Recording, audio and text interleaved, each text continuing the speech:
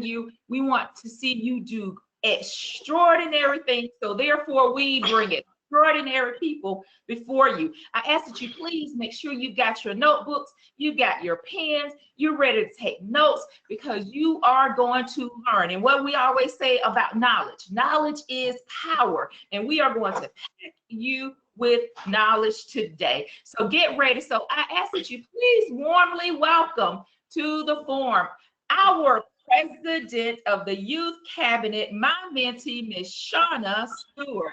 Shauna, the floor is yours.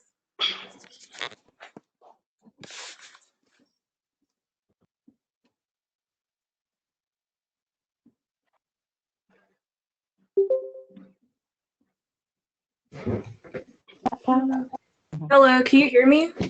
Yes, we can hear you now, Shauna. Okay, I was trying to figure out. It is not working. Not working. Hold on. Hello, this is Tyler. Okay, I got it. Cool. Good morning, everyone. My name is Shauna Stewart, President of the Stewart Foundation. I would like to welcome you all to our May workshop. I'm really excited for everyone to be able to gain this new knowledge that we'll be gaining from today's workshop. I'm really excited for everyone who has been able to attend today's workshop and the workshops that we've had in the past virtually because of everything that's going on. And I'm really excited for today's workshop as it is an entrepreneurship workshop, and I'm really passionate about entrepreneurship. So yes, I am extremely excited for what you guys will be able to hear today from our speaker. Wow, thank you, Madam President. We so appreciate it. I'm sure you're going to have a few questions for your colleagues at the end of Mr. Bell's presentation today. So be prepared to ask you so that they can truly get engaged and have an opportunity to win some things, okay? All right, thank you again, Shauna. Now, without further ado, remember, knowledge is power. Reading can take you to places that you've never, ever imagined. So with that being said, please welcome our incredible book director liaison, everything does from a literacy perspective, Angela Reed.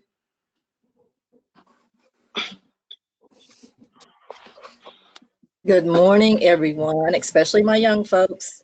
I know this week and last week and the following weeks are full of exams and getting ready to move on to the next level and not being sure what's going to happen when school starts back in the fall. I mentioned earlier last month that I hope that you all are keeping a journal. And so today, instead of talking about books, and I'm going to post this in the chat when I finish, I want you all to write in your journals. And the first thing I want you to tell is one disappointment you've had to experience during the COVID-19 pandemic. One disappointment that you personally have experienced during this pandemic. And then follow up by writing and discussing a positive action you've taken to combat your disappointment.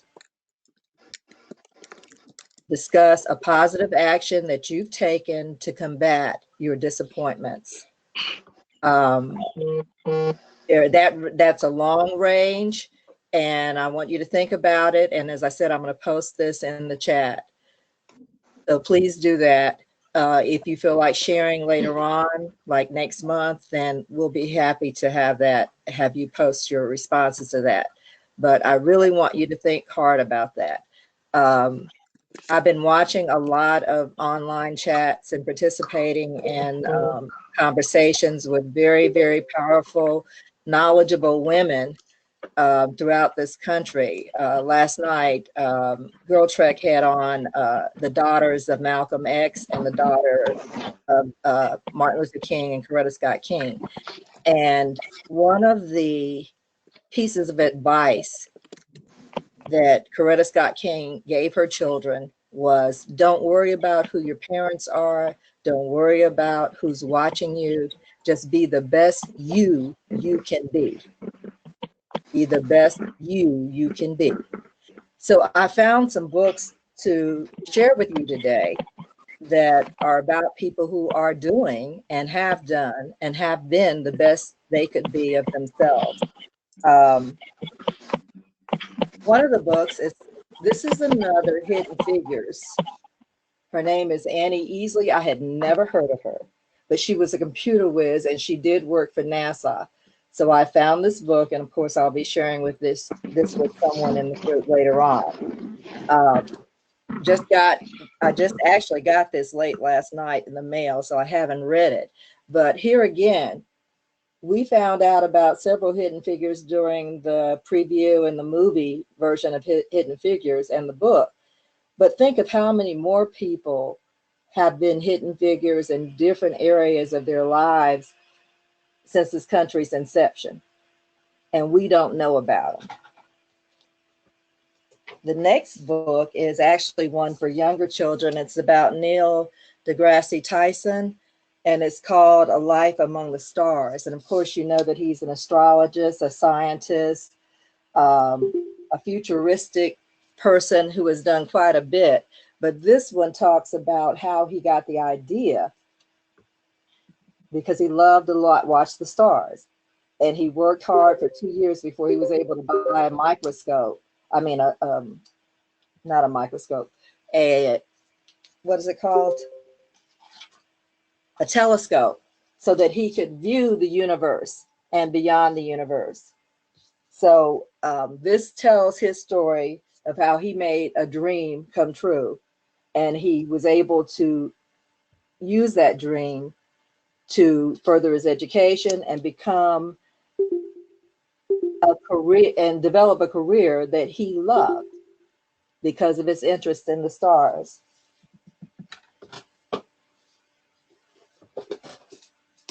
Because this is very prominent on our agenda for this year in June, primaries here in Georgia, and then in the fall, hopefully, the elections. This author is a professor at Emory. She's written several books about Black lives in this country, but this one is a comprehensive study, one person, no vote, young adult version of how our right, our fight to vote has been challenged since slavery. And it's very specific. It goes into detail and how it's being challenged even today.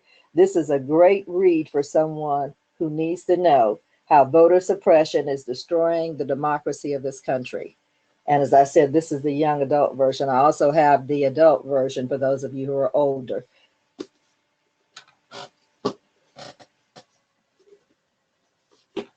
Something that has been an issue in this country for a very long time, but with the pandemic, it's at the forefront. Homelessness in our country, in our state, in our city is pandemic, and it has been for a long time. And this is a story of a young mother and her daughter who have to shelter in their car. This was written long before the pandemic that has taken us by storm now, but it still deals with some of the issues that homelessness has caused for our country. And my feelings are what they're doing for homeless people now should have been done all along.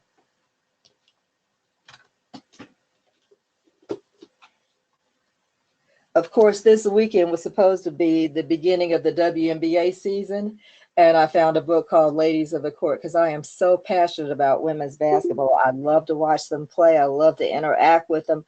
I love to see how their skill set is so much different and their focus on fundamentals is so much different than the men. So I always love reading and listening to WNBA players and former women's basketball players talk about their passion for the game. I think these are showing up backward, but anyway, this book is a true story about a woman who planted millions of trees in West Africa. And it's a beautiful book. It's beautifully illustrated. She's a Nobel Peace Prize winner, born in Kenya when girls didn't normally go to school. but her mother decided she should.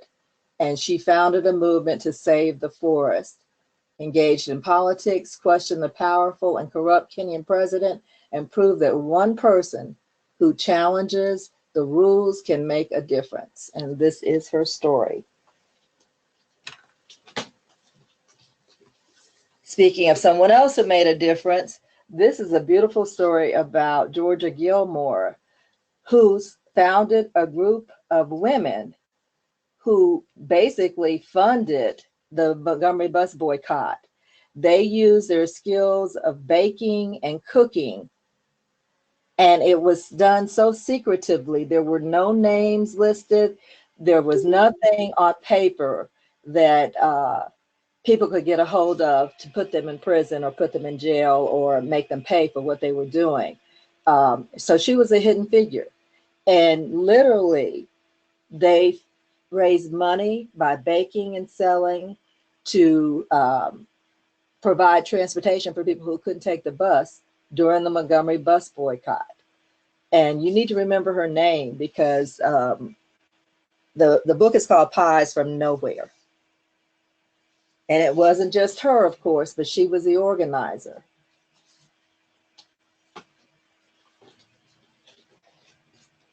Another book that's written by a politician that you should know her name anyway because she was a presidential candidate. It's called Superheroes Are Everywhere. And it's a book written by Camilla Harris, and it's a book for children. And it's nonfiction, but it talks about all the superheroes that you never know and hear about. Not all, but quite a few of them. And she gives a hero code here. It says, make people feel special, be someone people can count on, help people to be brave, stand up for what's right, be a best friend, be a good teacher, be kind, explore with friends and family, study and work hard, protect people who need it, make a difference when you can. And these are qualities, she says, make superheroes. I love this story because I never heard of her either. This is about a woman, her name was Mary Walker, who learned to read after she turned 100. She was over 100 years old when she finally learned to read. And that's an amazing story to me because that takes a lot of courage for someone that old to want to say, I need to learn how to read and to go to school to be able to do that. The last book I want to share with you is a book that was written a while back, but you should know the author because she is from Atlanta. She graduated from high school here in Atlanta. She went to Spelman College, went away, and then she's now a professor at Emory University. But she's written several books. All of her books are basically set in Metro Atlanta, but this was her first book.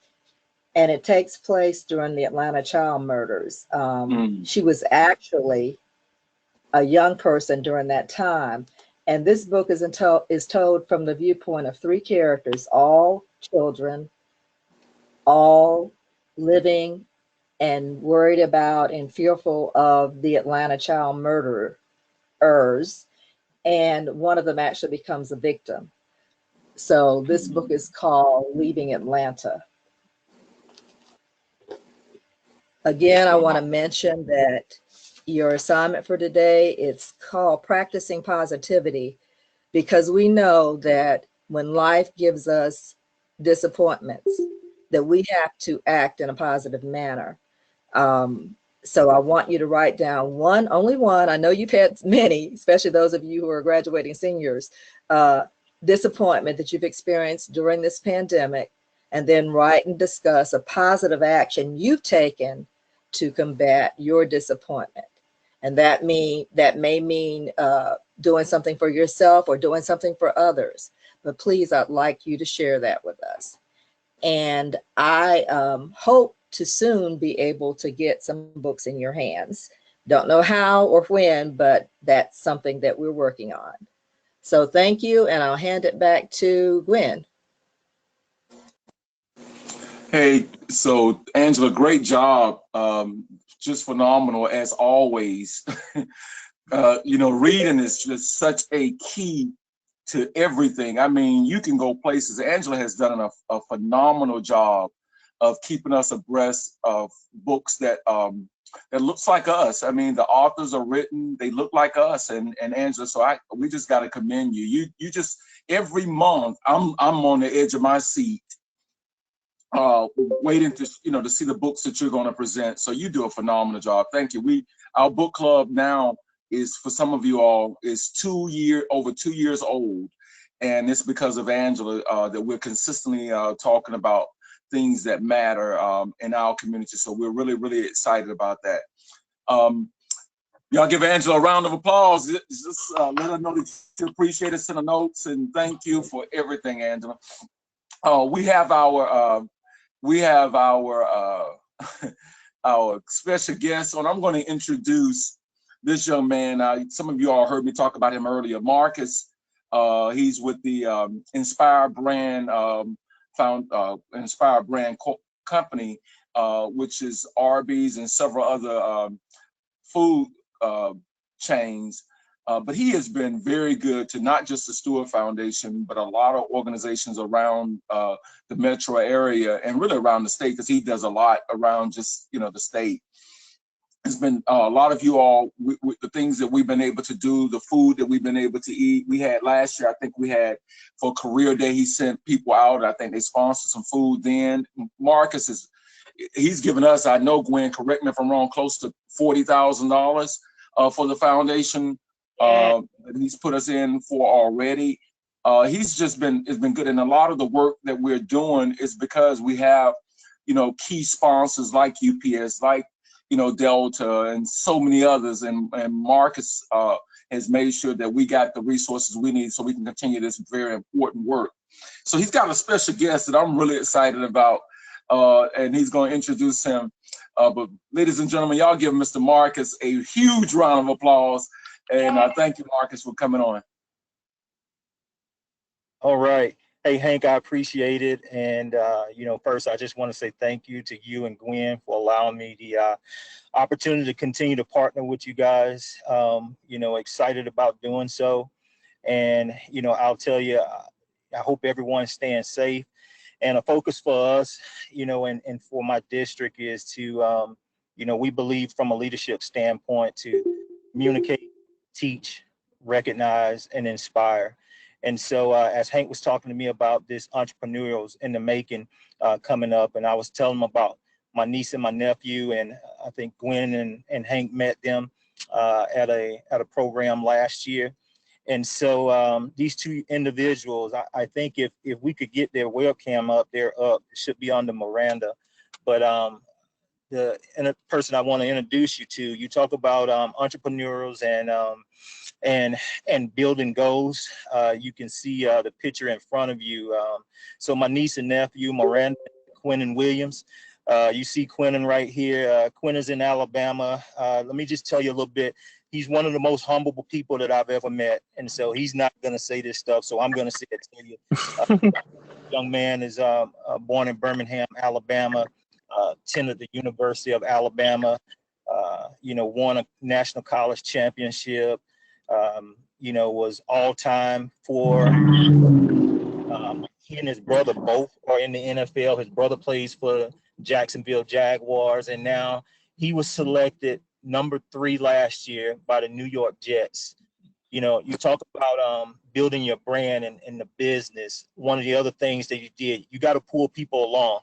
And so he is signed to Young Money, which his agent, he has a African-American female agent named Nicole, to make her the first African-American to have an individual go in the top 5. And so Wow. You talk about breaking barriers, him giving her that opportunity. She did it again this year and picked up 2 more. So you talk about giving people opportunities, pulling people along, giving back in the community. In New Jersey, he gave over $25,000 worth of meals during this pandemic. And so, he's training in Alabama. I asked him to come on, and I'm excited what he's doing. you know, he's doing a lot on the field, but he's going to do even more off the field, and just a great young man. So, Quentin, you know, say something to everyone. Hey everybody, it's Quentin Williams. Hey, Quentin. hey, Quentin.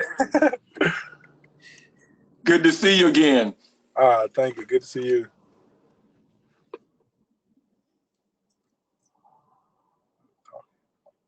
Hank, you got any questions for Quentin? Yeah, well, Quentin, I want to first of all thank you for taking time. I know you're in the middle of training, and I know y'all are doing some different type of training right now. Today, our workshop is about entrepreneurship, and so you and your fiance are entrepreneurs. Basically, you're an entrepreneur because you're an individual product, and your fiance has her own hairline. Can you talk a little bit about, you know, just some of the obstacles, or maybe just some of the things that you had to go through in being an entrepreneur? I mean, because you are a product, even though you represent the Jets, but you are an individual. Because each player negotiates their own contract. Am I right? Definitely do.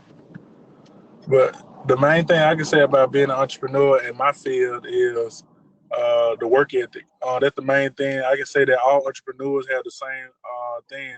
My girlfriend and me have the same exact work ethic. Like, she going by her business, I'm going by my business.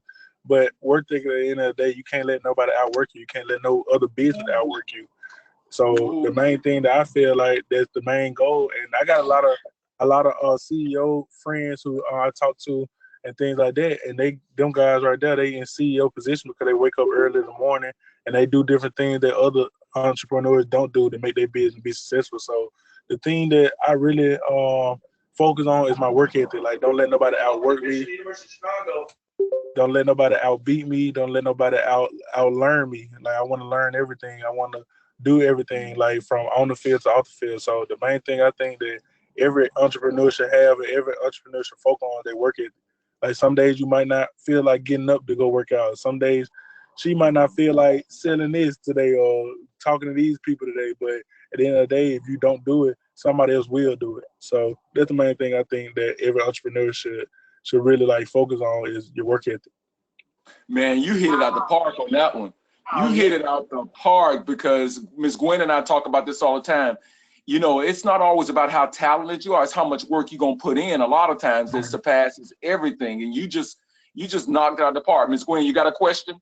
Oh my goodness, that was absolutely phenomenal. I don't think you could go any deeper than that. That was great, Quentin. Work ethic, so key. So let's talk about the longevity of you doing what you've been able to do, and to get to the point where you've gotten to, and share with some words of encouragement with our young people to not give up on their dreams.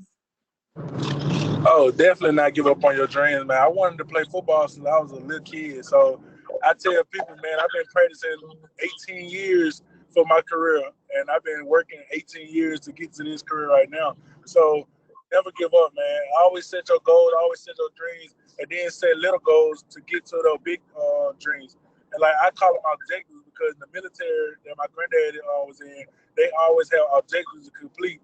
Once you complete so many objectives, the mission is going to get completed. So that's why I always say objectives, which is goals, it's the same thing. But that's why I always say objectives for what I want to become. Like, last year I did such and such. This year I want to set objectives to become this. So at the end of the year, I want to have this. So. Wow, that's powerful. Wow. Man, you know, and you fit right into our theme this year. We have our past president. Hopefully she's on right now. She can hear you. She graduated from high school at 16. Gwen, help me to make sure I'm right. She graduated from high school at 16. She graduated from Syracuse University at 19. Had a master's by 22. She owns 2 businesses right now in New York. She actually in New York, New Jersey right now, and she's going to come on shortly. And she's an entrepreneur, and she has been grinding, and so she's doing what you said. She's not letting anybody outwork her. You know, she's learning everything she can. You know, and you're right. I mean, even though you got friends, and this is the competitive part, you got friends who are right beside you, but you got to outwork them to keep your position every day, and that's how jobs are. Am I right? I mean, on your own business, you got to outwork the person next to you, even though you're on the same team.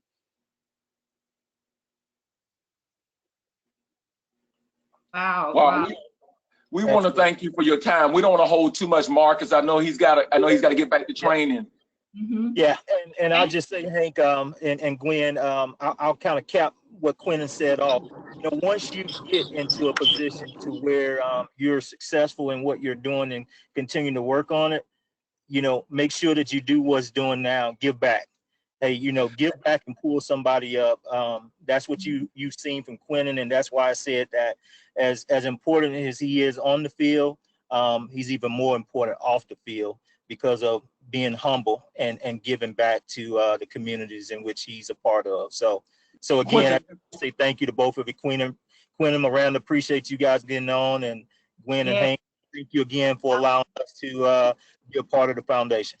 Hey, Marcus, real quick, Gwen. Marcus, can you tell the story? Can you tell that quick story about Quentin's? Yeah, I'll tell you. So, you know, after Quentin had gotten drafted, and you know, he and my niece, they met. You know, they've been together for several years. You know, and they both were going to school in Alabama, and Quentin kind of told me and my wife a story about, you know, because they called us because he was receiving some, you know, she was receiving some information from Facebook and Instagram and all of that, you know, saying that she was a gold digger and all of this stuff, and she was just asking questions of how to handle it. And Quentin told my wife and I, he was like, listen, you guys don't know and understand that when I was in school and I didn't have money, she helped fed me. You know, she had her own business. She was helping to take care of me. So now that I've made it, you know, I don't need to hear all of that from those other people, and I don't worry about that because, you know, we were helping each other back then. And so the fact that I told you about a humble individual, you know, you come into a position of power and of money, and you know, you don't forget about the people that helped you get from point A to point B. And so I think it just says a lot about the character of the individual, about how that transpired. And I thought it was interesting when they was telling us about that story. And you know, and people don't know them. They don't know what they've been through and what they did together before the rest of this fame happened. So it just says something about staying focused on the people that help you get, because the same with people you see on the way up, you see on the way down. So you got to treat everybody the right way. So let's just shout out to them and to the humbleness and the character of the individuals that we're talking about today. Wow. Thank you. Thank you. That's powerful. Stick with the people who stick close to you. Do not abandon the people who are around you right now when you have nothing or very little, and that speaks volume. Go ahead, Gwen. I just wanted him to tell that story because so often, you know, I see athletes get to a certain position and they abandon the people who've been there with them the whole time.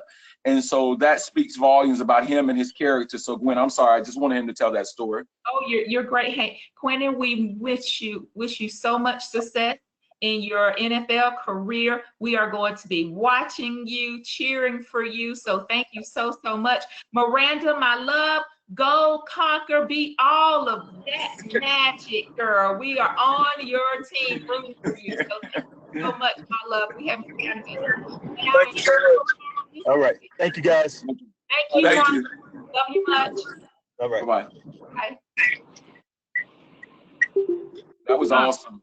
Look at there. Look at there. So, Stewart Foundation, we certainly hope you have enjoyed what we presented to you so far. But we've got another big treat for you right now. And we're so excited because our past president, Ms. Courtney Futch, is here with us. Courtney was our president from 2009 to 2011. And you may ask, how was she president 2 years? Because she is a bad to the bone young lady.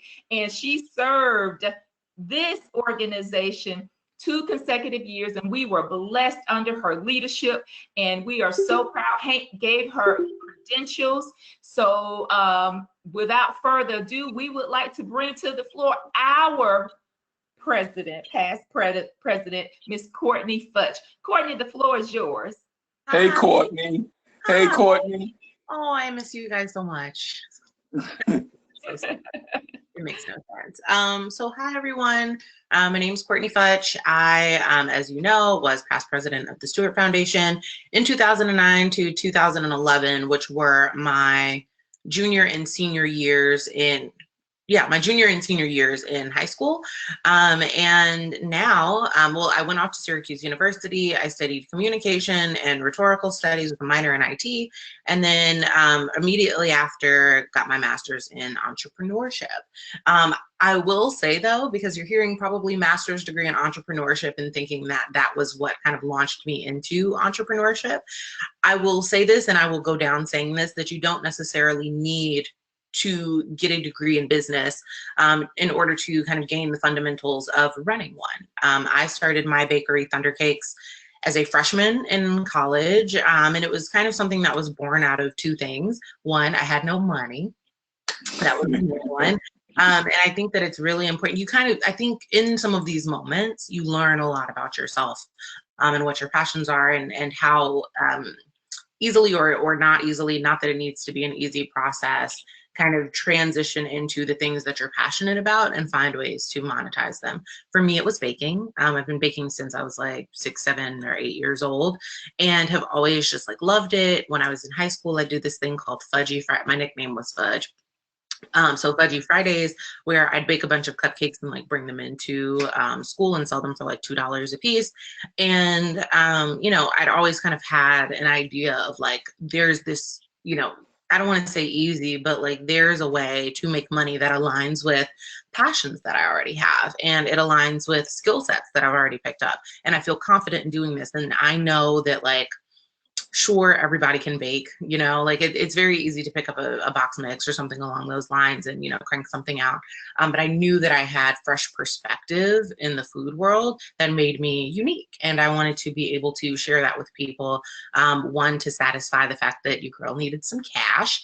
And then on the flip side of that, you know, just because people really enjoy baking with like unique flavors and interesting combinations. And it was something that I was able to pull on pretty quickly. So I paused. I ran Thunder Cakes up and through my master's program, which was a lot of fun, but also very difficult to do while being in school full time. And, you know, I had like 2 very demanding majors and minors. So it was absolutely a challenge to run both. But it's really a matter of like time management. So I ran Thunder Cakes for 4 years consecutively, back to back, from my freshman year up through my master's program. And then I moved. So I moved to New Jersey so that I could work in the corporate world in New York, and kind of took a break from Thunder Cakes for a while. I totally think that like, even if you're like the hardest working person out there and like you love your business more than anything, sometimes you have to rediscover what you like about your business. I think that's okay. And, you know, rediscover how you want to approach your business, because the way that I got into Thunder Cakes, you know, doing the bake sale model wasn't the way that I saw myself growing the business in the long term.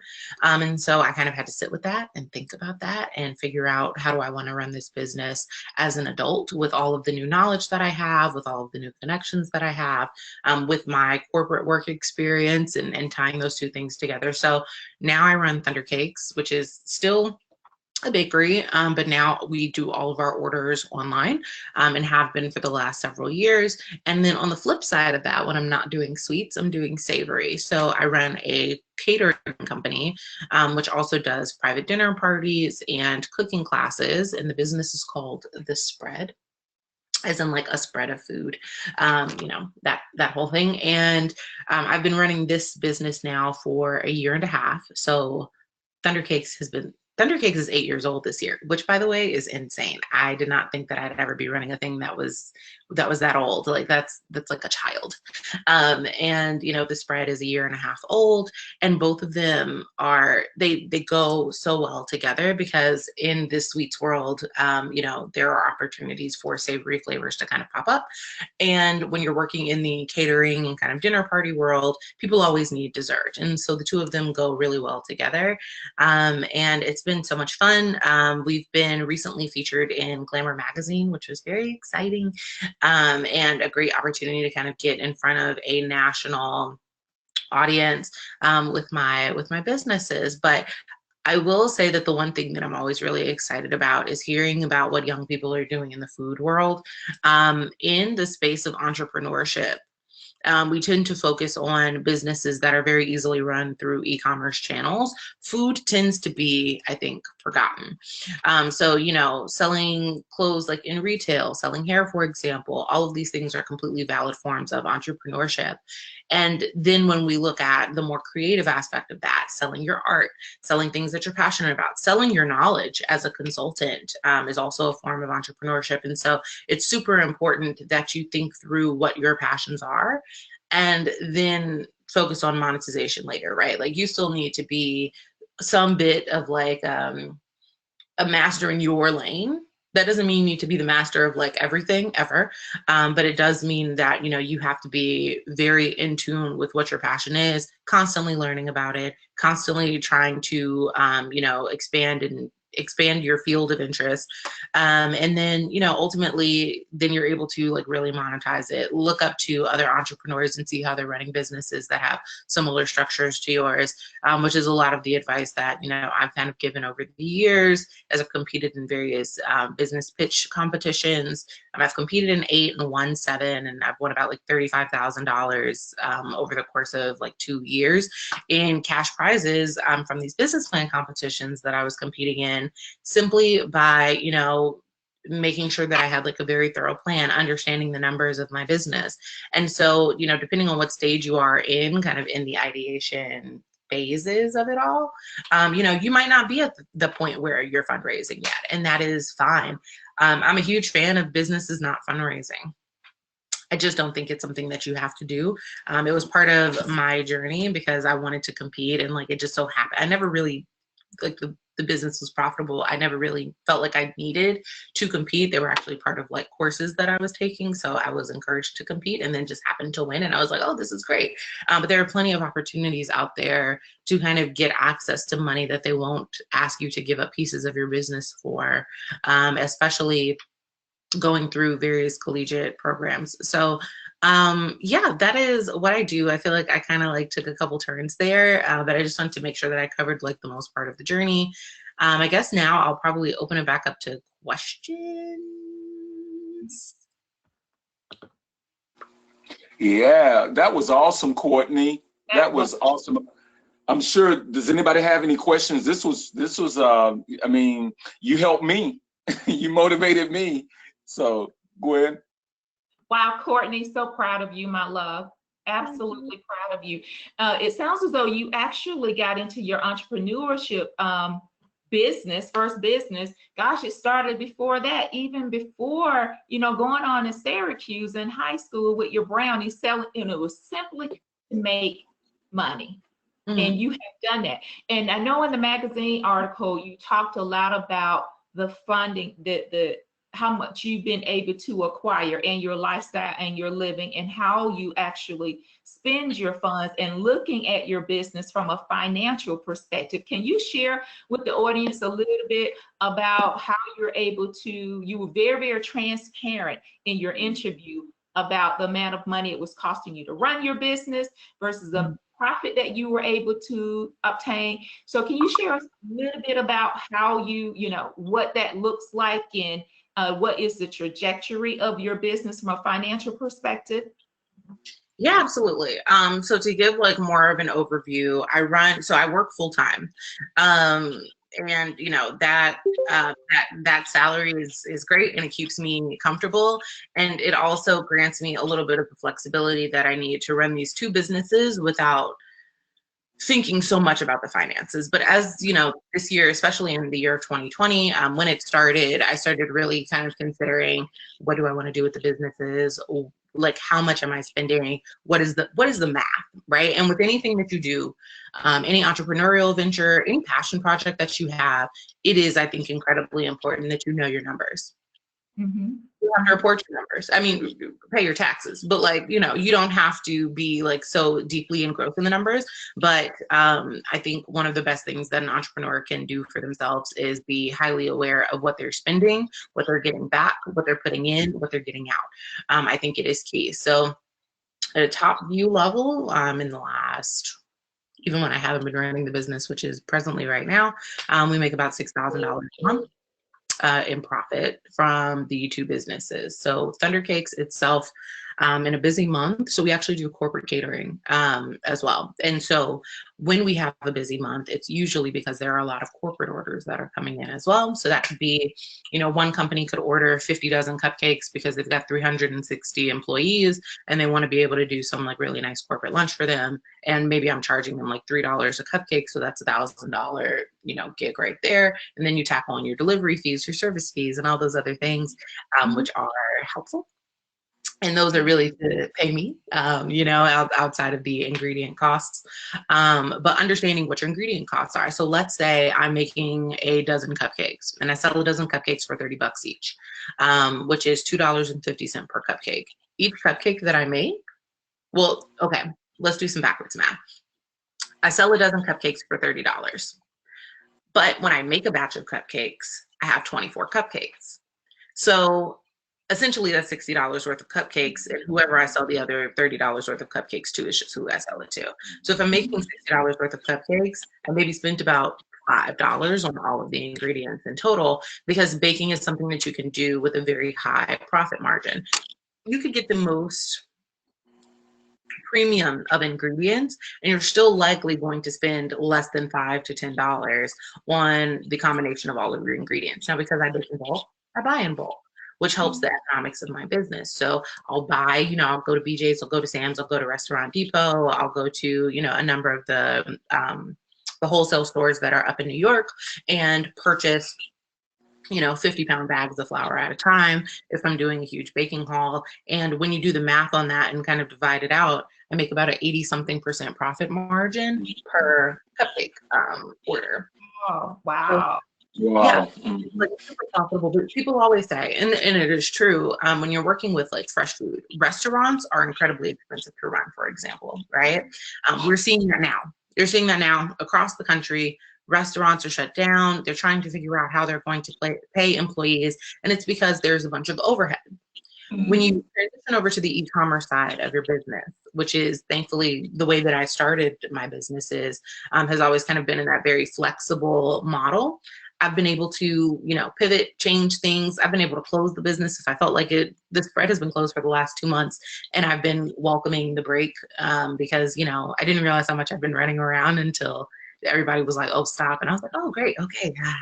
Yeah, this is sitting down feels good sometimes. But for the most part, you know, the overhead, like you're committing to so much. You're paying rent in a restaurant. You're paying,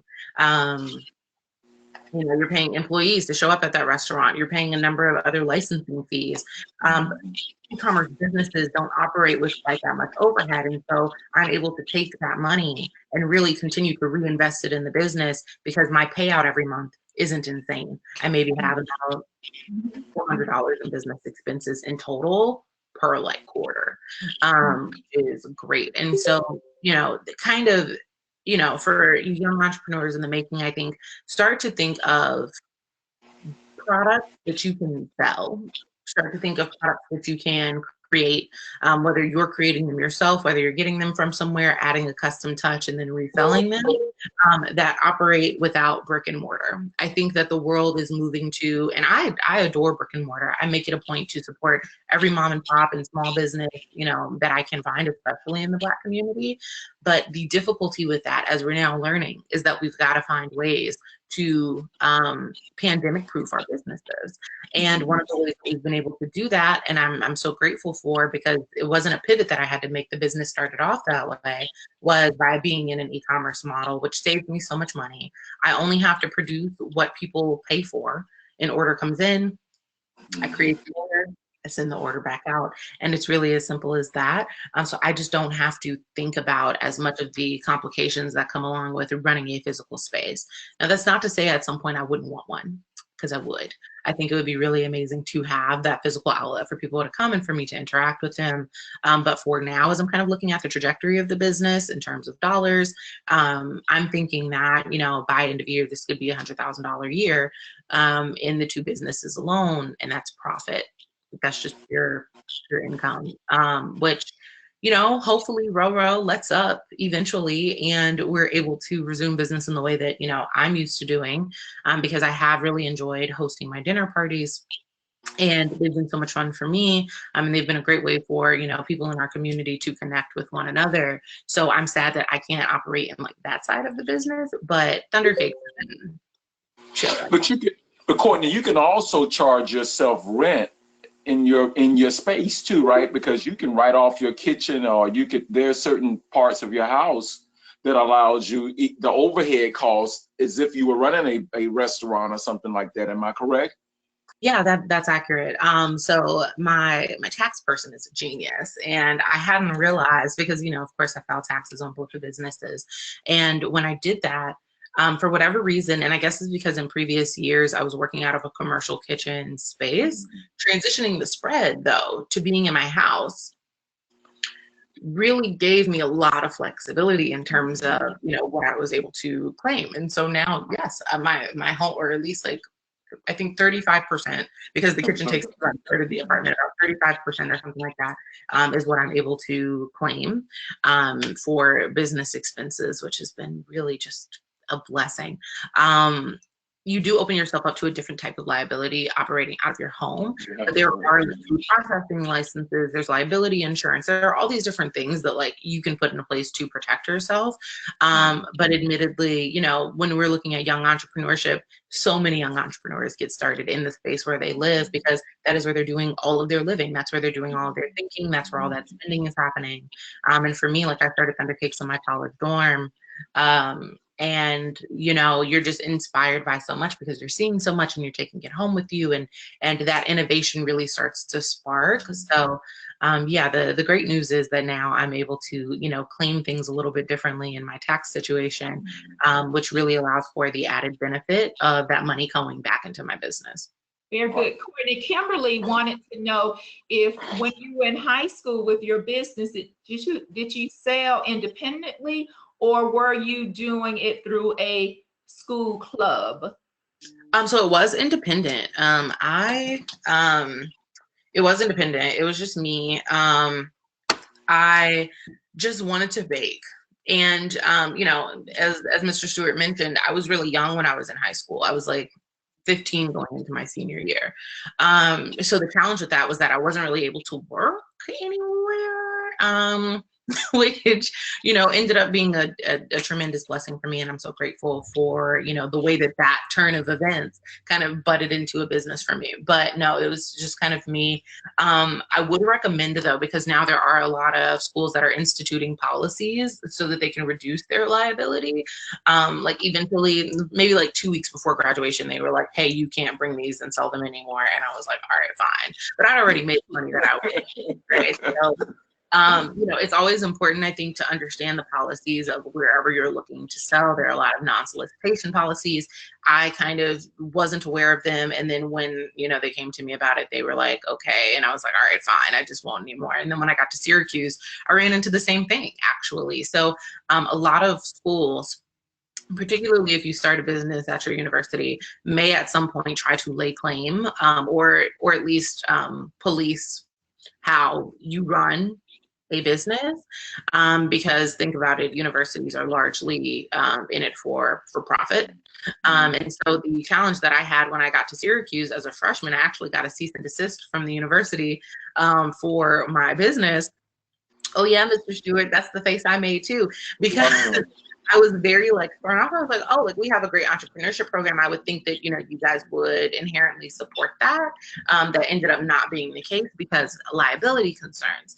And so then I had to think about, you know, how do I want to run my business? Are there other ways for me to run my business that don't involve me using, you know, school resources? And so I did research into that, which also helped me learn so much about being a business owner. Things I had never thought about. I was just like, I'm going to bake these cakes and I'm going to sell them. And, you know, that's going to be it. But it's not always as simple as that. At the root of what you do, yes, that could be it. But, you know, going beyond that, you really do have to know all of the details about the industry and the space that you occupy. And you don't have to start off that way. But the more research you do, the better equipped you are to make changes to your business when things like this pop up. Wow. Wow, that's awesome, Courtney. Courtney, I have to ask this though. You know, being the president of the Stewart Foundation from 2009 to 2011, we have to know, did the Stewart Foundation have any impact on your success today? Yes. Yes, it did. I have to say, and I say this all the time because people are like, where did it come from, right? And so, of course, there was Imhotep, and I'm grateful for that, because being surrounded by so many images and positive representation of Black people at such a young age was phenomenal, right? And then you get to this point, and I think what's so great about the Stewart Foundation is that it's really about matriculating the whole child, right? Mind, body, soul. And at the point that I entered the Stewart Foundation, I was still very moldable, and there were so many opportunities that were thrown my way. One as a result of just the faith that you guys have in me, which I'm so grateful for. That kind of pushed me out of my comfort zone.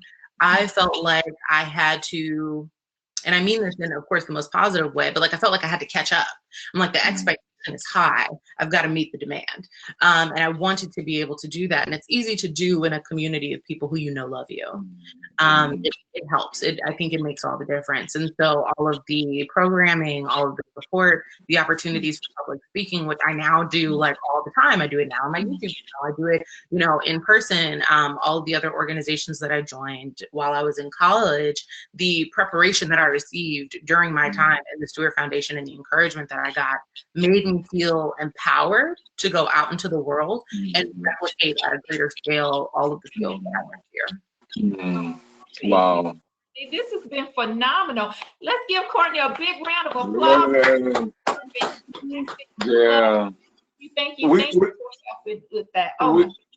We're so proud of you, Courtney. Ms. Gwen and I looked at your video, and we saw so much in the video, and not to mention you had 150,000 views, I think, at that particular time that we were looking at it. But it just so much of the success. You are definitely one that we brag about. I mean, we can't take all the credit. You got great parents. Your mom and your dad are phenomenal.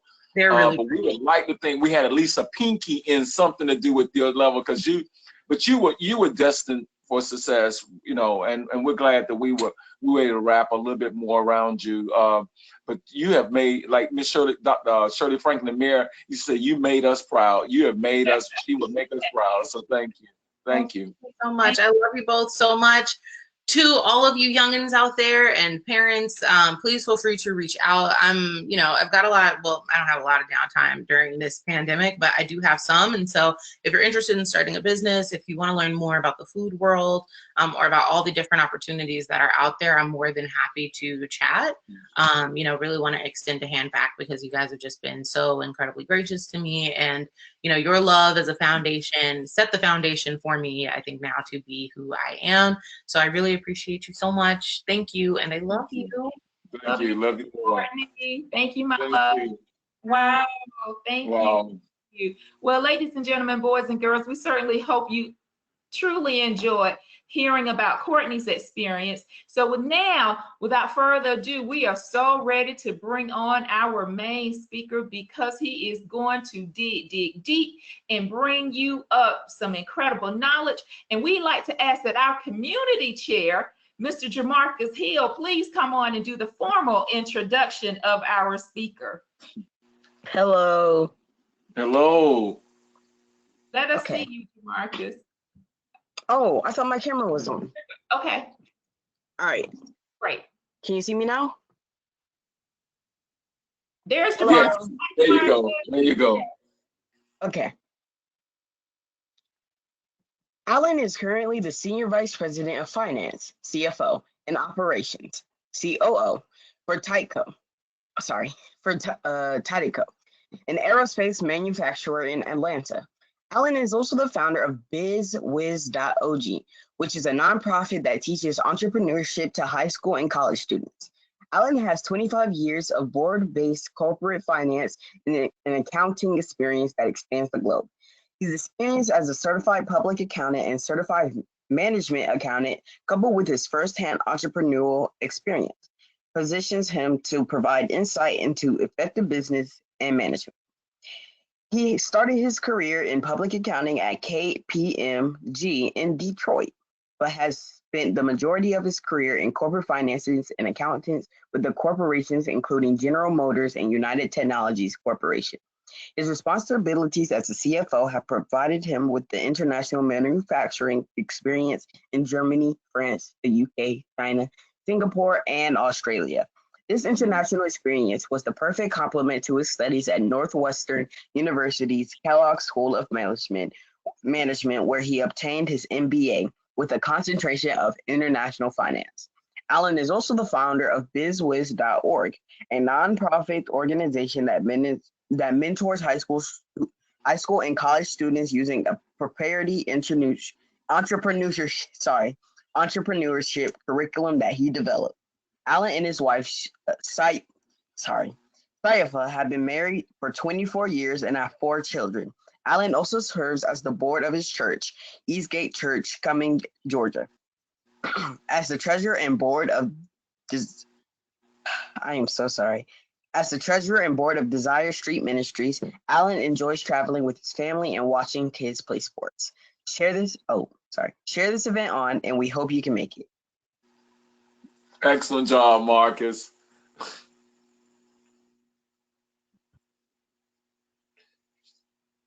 Your camera, your audio. Okay. Judge Marcus. Hello. Oh, my camera shut off. Why did that happen? All right. Thank you. All right. So first of all, let me thank you all for joining and thank Hank and Gwen for allowing me this opportunity to present to you guys this morning. So just a quick word and a heads up. This is the first time I've actually attempted to present the curriculum via webcam. So you guys are going to help me navigate this and we'll make the best of it. And I'm sure and confident that it'll be worthwhile to some degree. So what I want to do today is I'm going to walk you through a presentation that I have, but I want to give you a little bit of information and background on myself as CFO and COO of my daytime job, as well as background information on my actual nonprofit that Sophia and I started a few years back, okay? So here we go.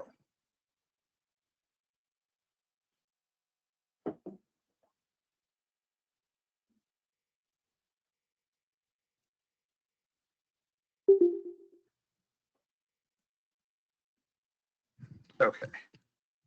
So BizWhizz is fundamentally an entrepreneurship program that I've created using my background in accounting and business in general. A few years back, Sophia and I wanted to put forth an effort to try and see how we can impact positively young people's lives. We've always had a passion for working with young people, and we wanted to find a way to give back to them. So she convinced me and helped me understand that one of the ways that we could reach out to young people was by giving them and helping them develop a skill set that would allow them to make money and live the proverbial American dream, right? We all want to be able to provide for our families, give back to the community, and live a joyous life that can be beneficial to other folks. So that's what led us to develop BizWhizz, which is the entrepreneurship curriculum that we're going to walk through. But first of all, let me just give you guys a little bit of background about myself. I was born and raised in Detroit, where I lived for the first 20 years of my life. I am the youngest of 16 children and the first of my parents' children to go to college. I grew up on the west side of Detroit in the city, about 10 or 15 minutes from downtown, and we did not have a lot of means, financially or otherwise. Actually, when I graduated from college, I was making more money than my dad was making when he raised 16. It wasn't a lot. I graduated from college making $15 an hour as an accountant. But I was blessed and was able to go to school only because I was able to win a full ride academic scholarship where I didn't have to pay for anything. One of the things that I tell folks all the time who may face some challenges in terms of being able to afford to go to college, that there are other ways. I've got a pretty good education in terms of the schools I've been able to attend. If someone were to attempt to go to the schools for 4 years that I went to for my undergrad and to get the master's degree that I received, it would probably cost someone between $350,000 and $400,000 now. And I say that only because I think it's indicative of the blessing of my life and the plans that the Lord had, is because I didn't pay literally one penny for that. Again, my undergrad degree was a scholarship, and then my company that I worked for paid for my master's degree. So I've been very blessed in terms of being able to develop some of the skill sets that I have. And that's what prompted me in part to want to give back to young people, to sow into them and help them grow and develop.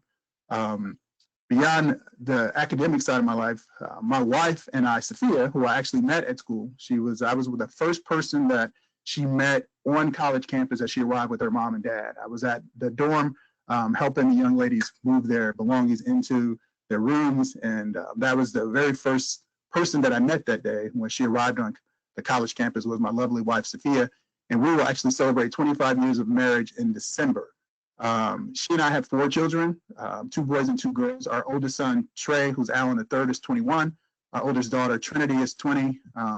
Our youngest daughter, Kendall, is 17. And then we have a son, Jackson, who's 13. As I mentioned to you before, my background, I have an accounting degree from Butler University in Indianapolis, and I have a master's degree in business administration from Northwestern's Kellogg School of Management. A couple of designations or certifications that I have that have actually been helpful in my quest as an entrepreneur as well is I'm a CPA as well as a CMA. And to sort of help you understand the difference between the two, as a CPA or certified public accountant, how I like to describe it to people who are, may not be familiar with how CPAs work or what they do is you're probably familiar with stocks and bonds, right? So when it comes to trying to determine what stock you want to buy, it's oftentimes related to the profitability of a company, because the more profitable a company is, the more likely they are to continue to grow and be able to have the value of the stock grow, which means your investment will grow. So CPAs basically help write the financial reports that people would read and analyze to determine if they want to purchase a particular stock. So I basically can help you understand how likely a company is going to perform well by putting together a story using what we call financial statements. And so people who might want to invest in a company would read those financial statements, and oftentimes those financial statements are what's discussed by folks on Wall Street and other investment houses to try to determine where they should help their clients or themselves invest their money. So as a CPA, I can write a report that people outside the company can read to learn to understand how likely a business is to be successful. Now, a CMA is a certified management accountant, which is basically someone who helps write reports for people inside the company to use. So as the CFO, I help develop reports that we use internally in our company to figure out what things are going well that we want to continue to do so we can continue to make money, and what things aren't going well so we can change them so that they won't continue to hold the company back, and hopefully we can turn them around to help the company make even more money. So the CMA helps to write reports that people inside the company, such as the president, the directors, the CFO, and the other management members use to understand how the business is doing so we can manage the business successfully. So I have the ability to speak to people outside the company to help them understand how well the company is like to perform, as well as speak to people internal to the company so that we can manage the company effectively. And so I've been doing this type of work in the corporate America for 25 years since I got out of college. And I've had a lot of different experiences. I started my career as an auditor with KPMG, which is a public accounting firm, which was great for me because I had the opportunity to go around to various companies, do audit work, which basically helped us make sure that they were doing things the way that they should do, and reported them properly to the investing public. And that was really a great foundation for me. But as I left that public accounting arena and started to work for companies such as General Motors and United Technologies, I eventually, my responsibilities evolved and I became the divisional CFO for different divisions within companies, within United Technologies. And I had responsibilities for companies in the US, as well as Europe, Asia, and Australia. So it was really great to be able to get that experience and learn a lot, not only about how companies in the US operate, but how different companies operate across the globe. As mentioned before, today, I'm currently the Senior Vice President of Finance and Operations for TIGHITCO, which is an aerospace manufacturing firm here in Atlanta. We have facilities in Mexico, 2 facilities in Mexico, and then 4 here in the United States, 2 up in Connecticut, 1 in Charleston, South Carolina, and then where I'm based here in Atlanta. So I've been able to use those experiences that I've gained and to actually help me move forward and develop the BizWhizz entrepreneurship curriculum. Because with the understanding that I've developed to help grow those businesses firsthand, I've taken the time to develop this curriculum that I can go and teach high school students and young adults the principles that I've learned that help me grow these other businesses for these major corporations and help translate that into what people need to know as entrepreneurs to be able to grow their own business. So I created really 2 versions of this curriculum, one for younger folks in high school, maybe middle school. Then I have another version for young adults, which goes into a little bit more detail about some of the things you need to be aware of from an entrepreneurship standpoint. So with that being said, I'll pause to see, or I guess I'll just continue to look off. I have another screen going on over here. If questions pop up that you guys type in the chat, I'll try and stop to answer those. Or Gwen, if you see something that I haven't captured, if you want to just stop me and we can address the questions, that would be great. Sure will. Okay, perfect. So one of the things that I want to talk about, you guys, is just a couple of principles that's helped me in my career and that has also helped me in terms of my business. I'm actually going to show you guys some of the products that we have for Biz Whizz, and I'm actually going to show you a video as well, just to help you understand some of the things that I'm doing from an entrepreneurship standpoint. The business that we have really is one that was created in part to fund the cost associated with us traveling around teaching the entrepreneurship curriculum. I've been invited to California, to Florida, back home in Michigan, in Texas, New York, throughout South Carolina, North Carolina, and Georgia to present this curriculum. And as you all know, that it takes money to do everything. And even though BizWhizz is a 501c3, we've not received very many donations to date, in part because I haven't solicited a lot. I think over the past 3 years that we've been doing this, I've received maybe $3,000. But we've been very blessed, my wife and I, to be able to fund the cost out of our pocket to develop the curriculum and everything else. But with what we want to do with BizWhizz, we thought it'd be great if we could not only show a business that's a real life business to young people as we're teaching them about entrepreneurship, but it'd also be great if that business could help fund some of the costs associated with this, promoting the curriculum. But when I think back over some of the things that I have found to make businesses successful and people individually successful, there's a couple of principles that I live by. I'm not sure if any of you guys are familiar with Stephen Covey, but he wrote a book that was called 7 Habits of Highly Effective People. And there are 2 of those habits that I live by on a daily basis. And the first one, begin with the end in mind. It's actually consistent with Quentin said earlier about his granddad, I believe, when he mentioned that his granddad had goals that led him up to his ultimate goals. It's sort of intermediate steps, right? So that's what I do. I always begin with where I want to go, and then I break it into smaller steps to see what steps I need to take today to get me one step closer so that ultimately, over a given point of time, I can accomplish the things I want. One of the best illustrations of that I can give you is I've been fortunate in that I've known that I wanted to be an accountant since I was 12 years old. I was good in math.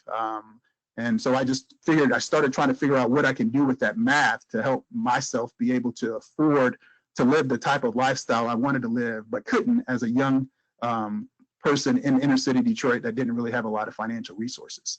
And this sort of dates me, and most of you guys won't even remember this show, but it's called Family Ties. I was watching a show one day called Family Ties, and this is about a suburban family, mom and dad with 3 kids.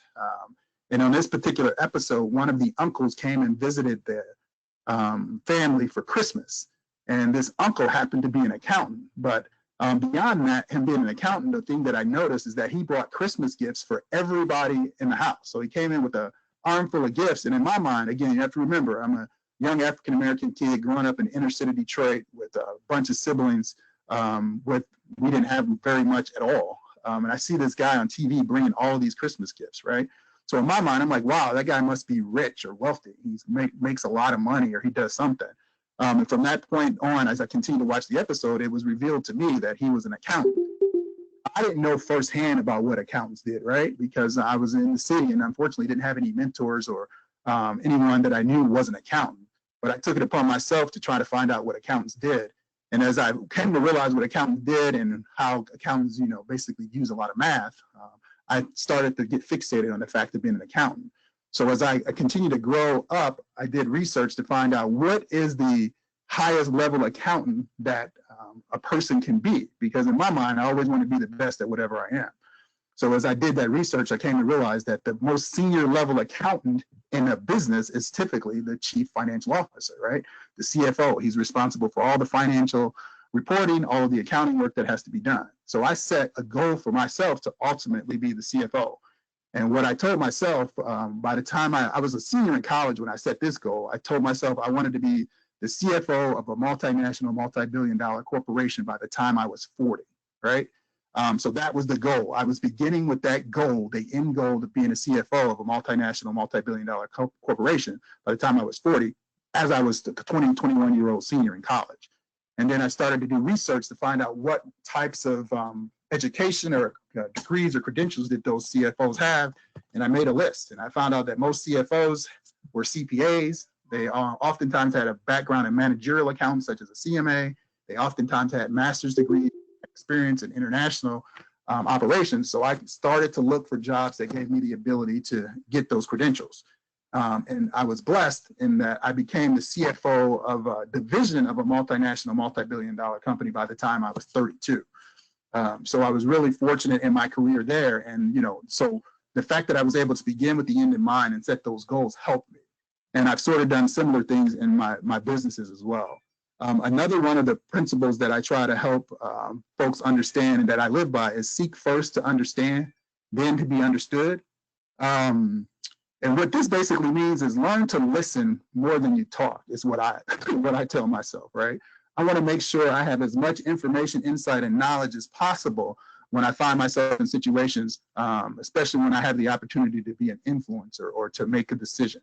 So I think that's very, very helpful. It's just taking the time to listen and learn before you act. So that's another principle that I would encourage you all to live by and try to understand. And this can be very helpful in business as well. So Allan, you do have a question. Okay. And that question comes from June Estelle. As the youngest of 16, what inspired you to be a super achiever?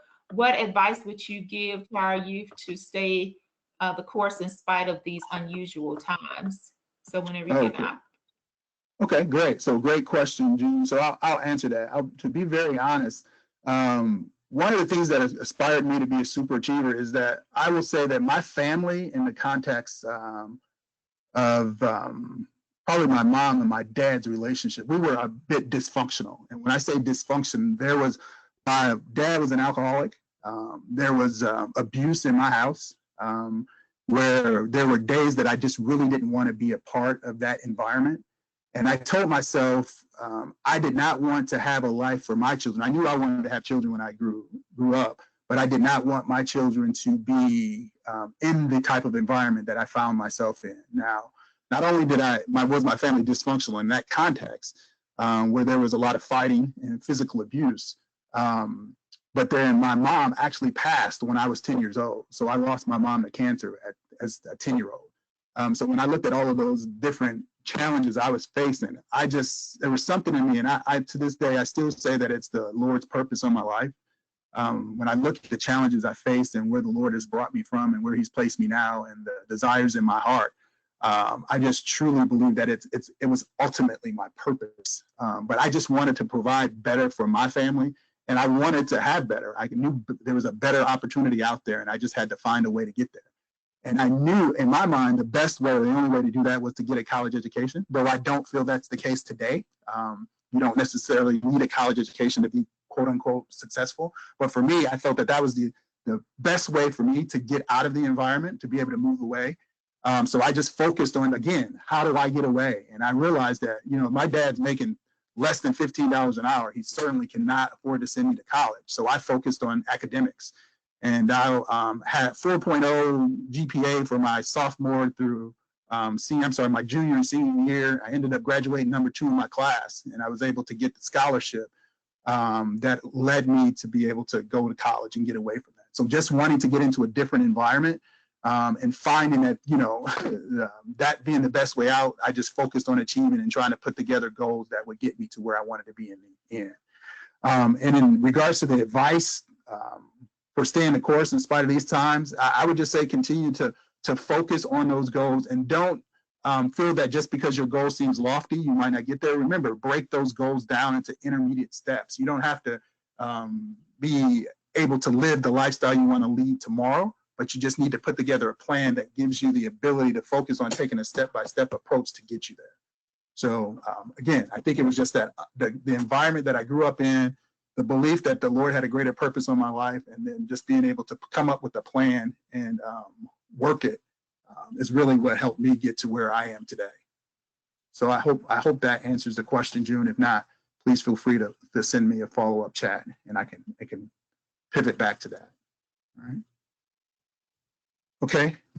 So one of the things that I want to talk about, guys, is today, and this is where I'll need some help. So you guys can just type in the chat to some of these answers. I want to help you understand, at the end of the day, whether you're an entrepreneur or you're working in a corporate environment, there is one thing that really it boils down to that people are attempting to do. Because to really be able to do the things in your life, there is one thing that you need. And I'm just curious, can any of you guys think of the one thing that you need to be able to do the things you want to do in life, whether it's for yourself, for others, or for someone through a charitable organization? What is it that we all need to sort of be able to do those things? It's not a trick question either. Is there anyone who would venture a guess? What do you need to be able to do the things you want to do in life? Money. Yeah, yes. Who said that? That's exactly right. Donna McBride. There you go. It's very simple. It's money. You need money to be able to do the things that you want to do in life, right? And you basically generate that money by earning it through either a gift, a talent, or some type of capability that you have that will entice people to pay you for what you're doing, whether you're working a job or selling a product.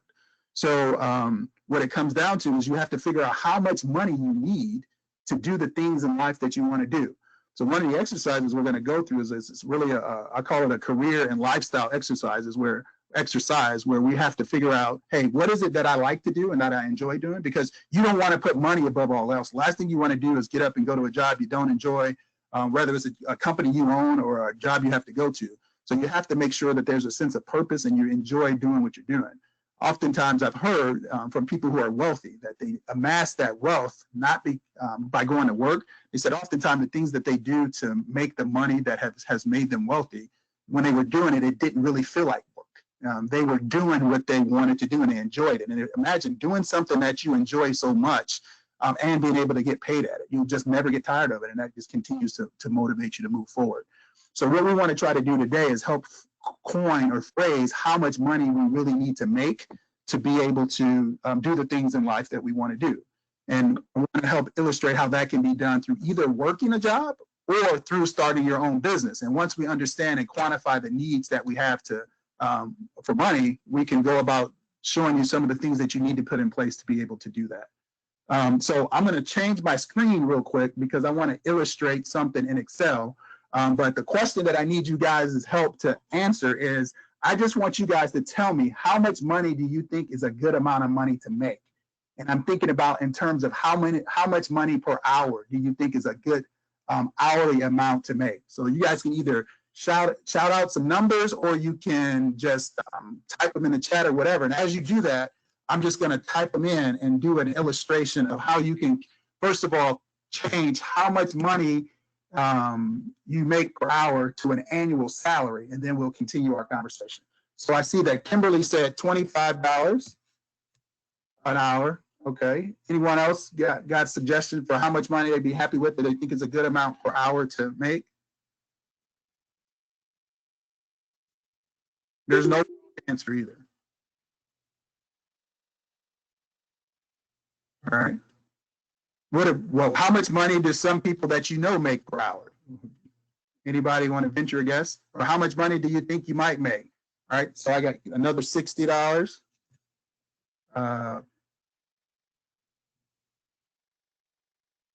right, so I'm still gonna, I've done some research. I think the average salary for someone in the US is like, it's $60,000, $61,000 a year.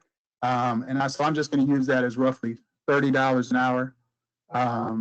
And then maybe we'll just go with these couple of illustrations. One of the things I'll do is I want to highlight, I think There's been a big push in the US to make the minimum wage $15 an hour. So we'll use that to illustrate our point. And then a lot of the restaurants that I see around, we're paying around $10 an hour. So what I want to do is help you guys. We'll do some quick math, and this will be a quick sort of like a trick that you can use to convert how much you make per hour to how much you make per year. All right. So another question. Now remember, I'm an accountant, so I love numbers. I talk about numbers all the time. So another real quick question. Can anybody tell me how many weeks there are in a calendar year? You know how many weeks there are in a year? 52. 52. All right. So this is how we're going to go about changing our hourly rate to an annual salary. So if we take 52 weeks in a year, most of the time when folks start a job, on average, they get about 2 weeks of vacation per year. All right. So if there's 52 weeks to be worked and you get 2 weeks of vacation, that means you're only going to work 50 hours a week. Right. So when you do that, typically you work 40 hours per week. So when you look at working, this shows you 50 weeks in a year at 40 hours. That means you work roughly 2,000 hours in a year, okay? So what I want to show you is that I'm going to go up here where this yellow cell says 1. And once I put 2,000 in here, you'll see how it changes this hourly amount to a salary, because I'm going to take each of these numbers by 2,000. All right.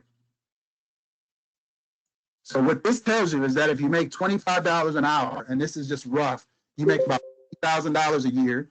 $60 is 120, 30, 60, 15 hours, 15 is 30,000 a year. $10 an hour is 20,000 a year. Okay. So really, all you have to do, quick math. If somebody ever asks you how much money a year do you want to make, and you want to think about that in terms of a dollar amount per hour, remember, however much you make per hour, just say times 2. And then add 1,000 on it. So if you make $25 an hour, multiply 25 times 2, and that gives you what?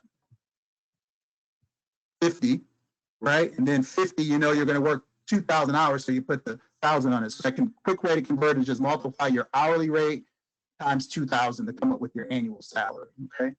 So as I mentioned before, the median salary on average across all companies, including everybody in all walks of life, all the way up to CEOs, hedge fund managers as well, who make hundreds of millions of dollars a year, on average is about $61,000 a year, which is roughly $30.50 an hour. Okay. Now, when it comes to the money that you get paid from your job, do you know how you can go about seeing how much money you've made at a certain point in the year? Is there a document that you can get that shows you how much money you make, even on a weekly basis? How do people see how much money they make on any given week? What do they receive? A paycheck. A paycheck, exactly. So when you get your paycheck, you not only get the actual physical check, but you get something called a pay stub. Have any of you guys actually gone through or been able to get a pay stub, or been able to walk through a pay stub in detail to understand the different things that are on that pay stub? Is there anyone out there who's familiar enough with the pay stub that they've seen on a regular basis? Maybe your parents' pay stub or a mentor's. You guys understand how those pay stubs work. I imagine there might be a few of you who do, but what I really want to do is I'm going to walk you through an actual old pay stub of mine just to illustrate to you, because again, at the end of the day, it's that pay stub that reflects how much money you will make. Hey, Allan. Yes. Allan, we got a couple of employees. We got a couple of students who have part-time jobs, so they should be able to answer. Adana, I think. Yes, I do. Okay. Adana, what can you tell me about what type of information is on your pay stub? Can you provide that for everyone else? If I'm thinking of what my pay stub is it the sheet that like tells you how much they take off more taxes and Yes. the different sections of the taxes they're taking off on? I'm also thinking they give me the different positions I'm working and how much I'm making, because I work in different positions and I get paid different hourly rates for each position I work. So they have that down on how much I made for each position. And okay. I'm trying to think what else. And just like the weeks, the days I work in, because I get paid twice a month. So they just, and then the dates, I think that's all. Okay. All right, great. Is there anybody else that gets a pay stub that wants to provide some additional information? No? Okay, that was very, very helpful.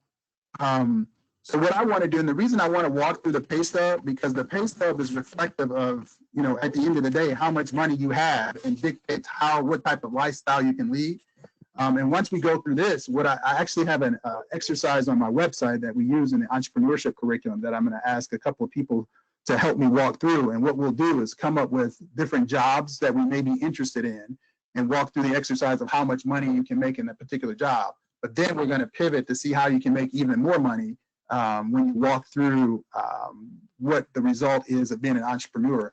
We heard earlier about the $6,000 a month in profit that we were able to generate in the business earlier, and which is ultimately your goal. You want to generate as much profit as you can. That's the entire purpose of going into business. So we want to get to that end result. But first, I'm going to walk you through this pay stub example that I think everyone will be able to get some insight from.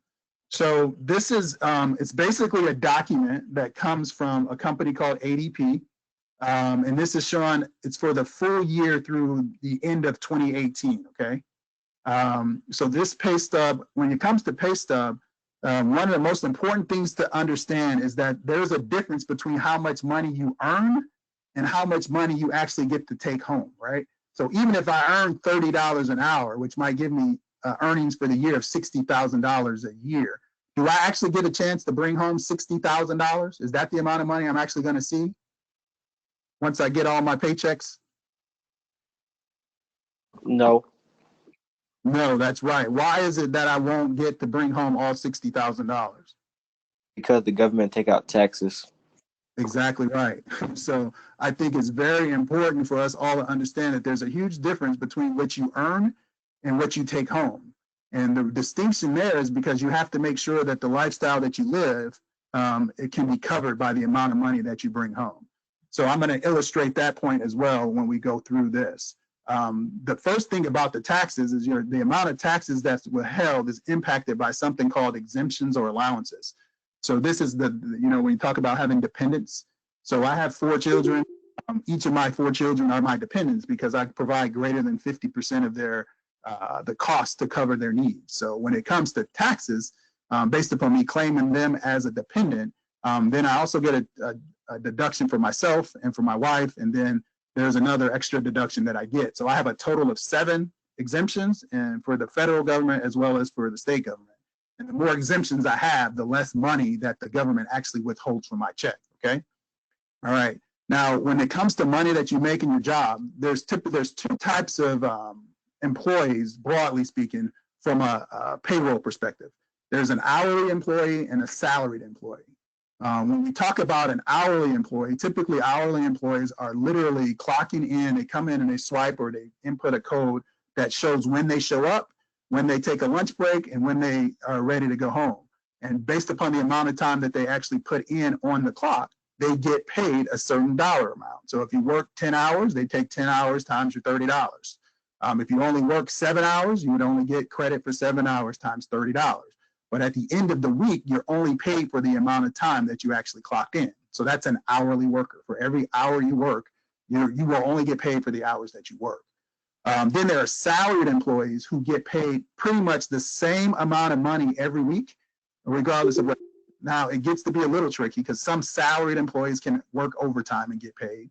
But for this example, in my context, I'm just going to talk about a salaried person who can't get paid any overtime. Because in this instance, for me, for example, regardless of how many hours I actually work, I'm going to get paid the same amount of money every week, okay? So if I have to go to the doctors, like I had an eye doctor's appointment on Thursday, and I had to go to the eye doctors for 2 hours. Even though I wasn't working for 2 hours, so that's 2 hours out of the 40 hours in a week that I was supposed to work, I will still get paid the same amount of money, even though I didn't actually work for 40 hours, okay? At the same time, there's oftentimes in my role with the responsibilities that I have that more often than not, I'm working more like a minimum of 55 to 60 hours a week. But regardless of if I work 38 hours or 65 or 90 hours a week, I get paid the exact same amount every week, okay? So for illustrative purposes, back in 2018, this shows you that on a regular week, I would earn $48.21 for every 40 hours of work that I put in. So that means for all of the time that I worked in 2018, I earned about $243,000, okay? Now, in my role, I have the responsibilities, a lot of responsibilities to try to help the business grow. So depending upon my ability to hit certain targets and goals, as a salaried employee or an executive, I also earn a bonus. So my bonus payments in this year was another $95,000. So this shows you what the total pay that I earned as the CFO and COO in the year of 2018 was $338,000. So that's the baseline for determining how much money I would bring home and dictates what type of lifestyle I live in terms of where I live, the money that I give to church, the money that I can use to fund BizWhizz and things of that nature. So that's my base earnings for the year. Now, that's not how much I brought home. And the reason that is because if you look at this next section down here about federal income tax, that tells you that for every time I got paid every week, $4,800, the federal government would keep $596. And I'd have to pay tax for Medicare of $67. Once you earn a certain amount of money, you got to pay a surtax, which is an extra tax, okay? Pay Georgia state income tax as well. So out of the money that I earned, all of this money here, which is about $800 or $900, gets taken out automatically before I even get an opportunity to get my paycheck. Now, there are other things that come with the responsibilities as a father and a husband or a mother and a wife when it comes to earning your income as well. And that's regarding insurance. So as a dad and a husband, I want to make sure if my family is sick that we can go to the doctor and get treated. So that's where all of these other expenses and the other part of the pay stub comes into. So I have elected to have dependent life insurance for my children. So if something were to happen, we get insurance money that could cover any funeral costs. Now, to some people that might sound morbid or death related. For me and for you, I would encourage you, that's sound financial planning, right? Of course, I don't want anything to happen to my kids, but it's important that if something does happen, I have resources in place to be able to do what I need to do without it creating a financial hardship for me. So my wife and I have elected to have life insurance for our children. Every week I have to pay $118 for medical benefits. So when we want to go to the doctor, we can. We won't talk about this VGA, which is an ancillary deal, but then we also have a flex medical account, which gives me the ability to put money aside to pay for deductibles. I had to go get some eyeglasses the other day. Instead of me having to come out of my pocket to pay for those eyeglasses, based upon this money that I put into this account every week, I just got a little credit card that they sent me. I swiped that and it covered the cost of my eyeglasses instead of me having to pay out of my pocket. So I use pre-tax dollars for that instead of after-tax dollars. So there's also a very important element to working, which is called retirement and retirement planning. So one of the things that I do is I have money that goes into a 401k. Is there anyone that can tell me what a 401k is? Does somebody know what a 401k is? Retirement fund, like isn't like something for retirement? Absolutely, that's right. So it's me paying myself now so that I have money in the future when I retire. So out of every paycheck I get every week, what I do is I set aside $482 into a retirement account so that when I retire, my wife and I and then my kids and my grandkids, we still have money available even after I'm done working, coming in to live off of. So I'm planning now for the future by investing into my 401k. And this is the amount that I was investing in my 401k back in 2018. So I just saw a question pop up from Kimberly as well. It says, using pre-tax dollars for medical expenses, are you taxed when you use it? So no, so I'm not. So that's a great question. So the benefit of me setting this up is it comes out into the account and it's not included in the base amount that I have to pay taxes on. So you'll see that there's this little asterisk by the medical, the flex spending account, and the 401k. And down here it says excluded from federal taxable wages. So what happens is before the government calculates this 596, this 596 is actually based off of not the full 4,821, but it's the 4,821 minus 118 minus 38 minus 482. So the number that I pay taxes on is lower.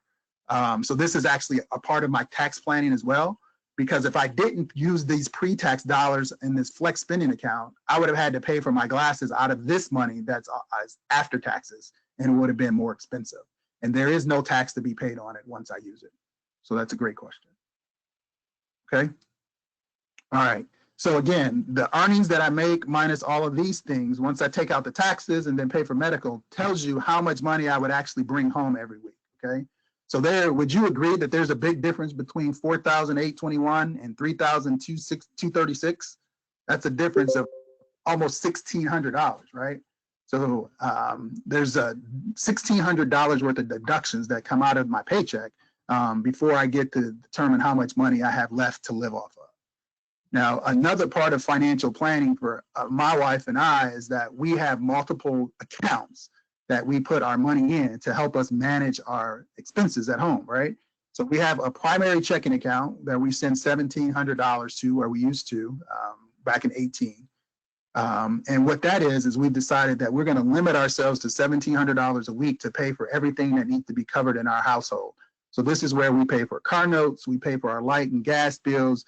If my wife needs her nails done, or she wants to take her and my daughters to get their nails done, they pay for it here. If my sons need a pair of tennis shoes, or we have to pay for cheerleading or basketball, that's the money that we use to cover all those costs, and we limit ourselves to that amount. And my philosophy, and I tell my wife and kids all the time, is listen, you can do whatever you want, but once that $1,755 is gone, you're done. So, and that's not an issue. So we understand that we have a certain limit that we put aside, or a certain limited amount of money that we put aside to cover all of those costs. Beyond that, though, we have another account that we use to put money in specifically to cover our mortgage expenses, right? So this is an account that we use to pay for our house, so we don't have to worry about the mortgage being covered. It's set up and money goes in automatically and the payment comes out automatically and we never know it. Again, that's a financial management approach that we've used to manage money. And then lastly, there's another account that we use. Really, this is I call it a really disposable income account. So this is money that I use to help cover costs for BizWhizz, or if we want to take a family trip or something, we use this money for all of those. But this is really the money that I use to cover the cost associated with funding BizWhizz and trying to continue to teach these courses to students as the opportunity presents themselves. Okay. So again, at the end of the day, I make $4,800, but there's a tax on it and withholdings that gets me to $3,000. Any questions about any of that before we make a pivot and I get some help from you guys on our next exercise? Okay. All right. So as I told you guys, I'm an accountant and I've known for a long time that I wanted to be an accountant. Now, if in my mind, I didn't think that I made enough money, but I still wanted to be an accountant, I can either get another job as a more senior level accountant or an accountant making more money. One of the things I can do as an entrepreneur is I could potentially start an accounting firm or a consulting firm that would allow me to bring other people on board, so we could go out and charge businesses for the services that we earn, which would result in me generating more money. But that's not the type of business that I actually want to start. I've started another business that we can talk about shortly. But right now, what I want to do is I would like to find a couple of volunteers, because what I want to do is I want to walk through an exercise whereby you guys would actually help me illustrate how much money you would make based upon the career that you have or that you would choose, and then also how much money you would spend based upon the lifestyle that you would lead. So the first thing that I have to ask, when you hear someone talk about the lifestyle that you lead, what does that mean to you? Do you guys have any idea what it means, or what type of things do you think about when someone talks about the type of lifestyle that they lead or want to live? Any idea? The first thing that comes to mind is either moderate or luxurious.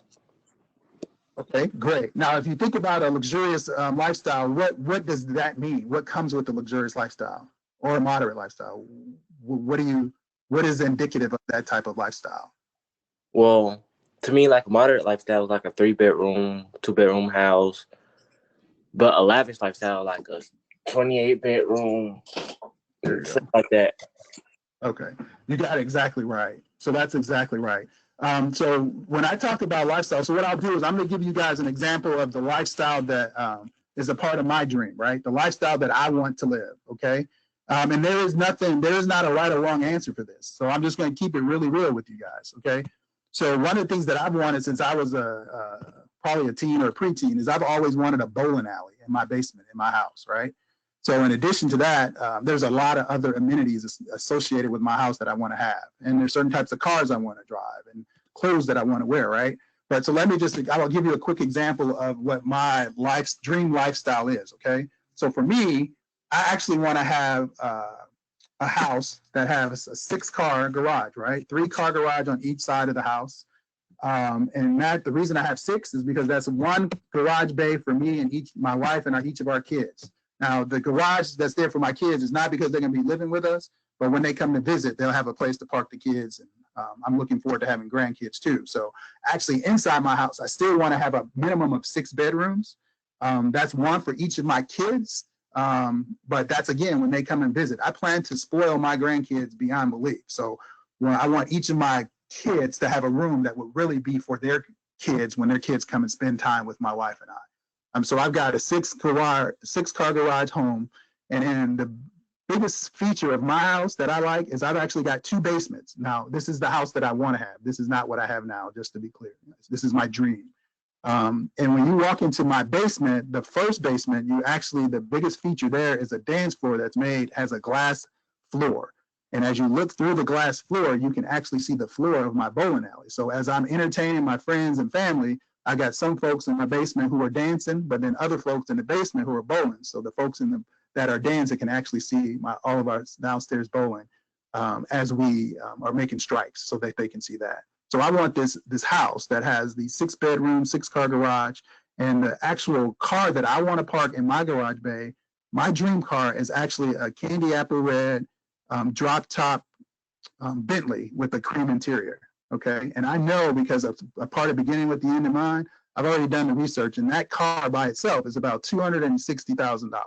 Okay, now the other very important thing for me in regards to the lifestyle that I want to lead is that I also want to be positioned to send 2,000 young people to college with all of their tuition, room, and board covered as well.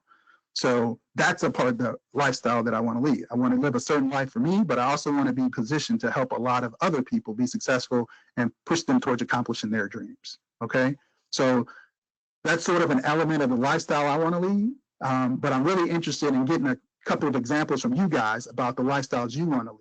And what we'll do is there's a series of questions that you can see on the screen that deals with your housing, the clothing, and how often you want to go shopping. How frequently you want to go out and eat, what type of education you want to have for your kids, if you're going to be single, married, or married with kids, and how much money are you going to give back to charitable causes such as tithe and offering or other organizations outside of your church that you want to support. So to really help me with this particular exercise before we pivot into some of the details of entrepreneurship, I'm just looking for a couple of people that can tell me, hey, as of today, there's a certain job type that I would like to have, or a certain job that I would like to have when I first get out of college, or when I'm out of high school and want to start training for something before I start my business. And the reason we want to know that is so we can determine how much money that job will likely make. And if you happen to come up with an occupation that's not listed here, I'm going to show you a way to come up with something that's comparable so we can do this exercise. So is there anyone that would be my first volunteer that would be willing to tell me what they want to be when they grow up? I would like to help. Okay, great. Now, who's that? Adana. Adana? Okay, great. So Adana, what is it that you would like to be when you grow up? An international lawyer or anything in law. Okay. So I think I actually have it. Yep. So I think so I have lawyer here. Okay. So we're going to use that. So now the one thing that I want to illustrate is that this is an average salary. So, and this is not necessarily what you will make when you first get out of school, and it's definitely not the limit of what you can make when you advance in your career. So for illustrative purposes only, we're going to use the number that I have in here that shows as a lawyer, you would make $113,330 a year, okay? Yes. All right? Okay, so first question for you is, when you grow up, in terms of the lifestyle you want to lead, lead. Where do you want to live? Do you want to live in a 2-bedroom, 1-bathroom house in the city, 5-bed, 4-bath in the suburbs, 7-bed, 6-bath in the gated suburbs, or do you want to really ball out and live in an oceanfront mansion that has 9 bedrooms and 8 baths? Okay. Is this included if I have children or stuff, or like on my own? Well, you know what? You said it. You go from whatever perspective you want right now. Okay, I'm gonna do city. Okay. City living. All right, perfect. So now the thing to understand about these options is a lot of times you hear you guys are told that you have to make the right decisions in life because there are consequences. And oftentimes when you hear that, we as adults are telling you that from a legal justice system perspective. Don't do something that gets you arrested or end up in jail. But what I'm here to help you understand is that I want you guys to think about the financial consequences of the decisions that you make. So Donna made the decision that she's going to live in a 2-bedroom, 1-bathroom house to start, and that has a financial impact of $603 a month. But if she had made another decision, it could have had a significantly different financial impact, because living in a 7-bedroom gated suburban house, in this example, means you're paying a $5,526 mortgage.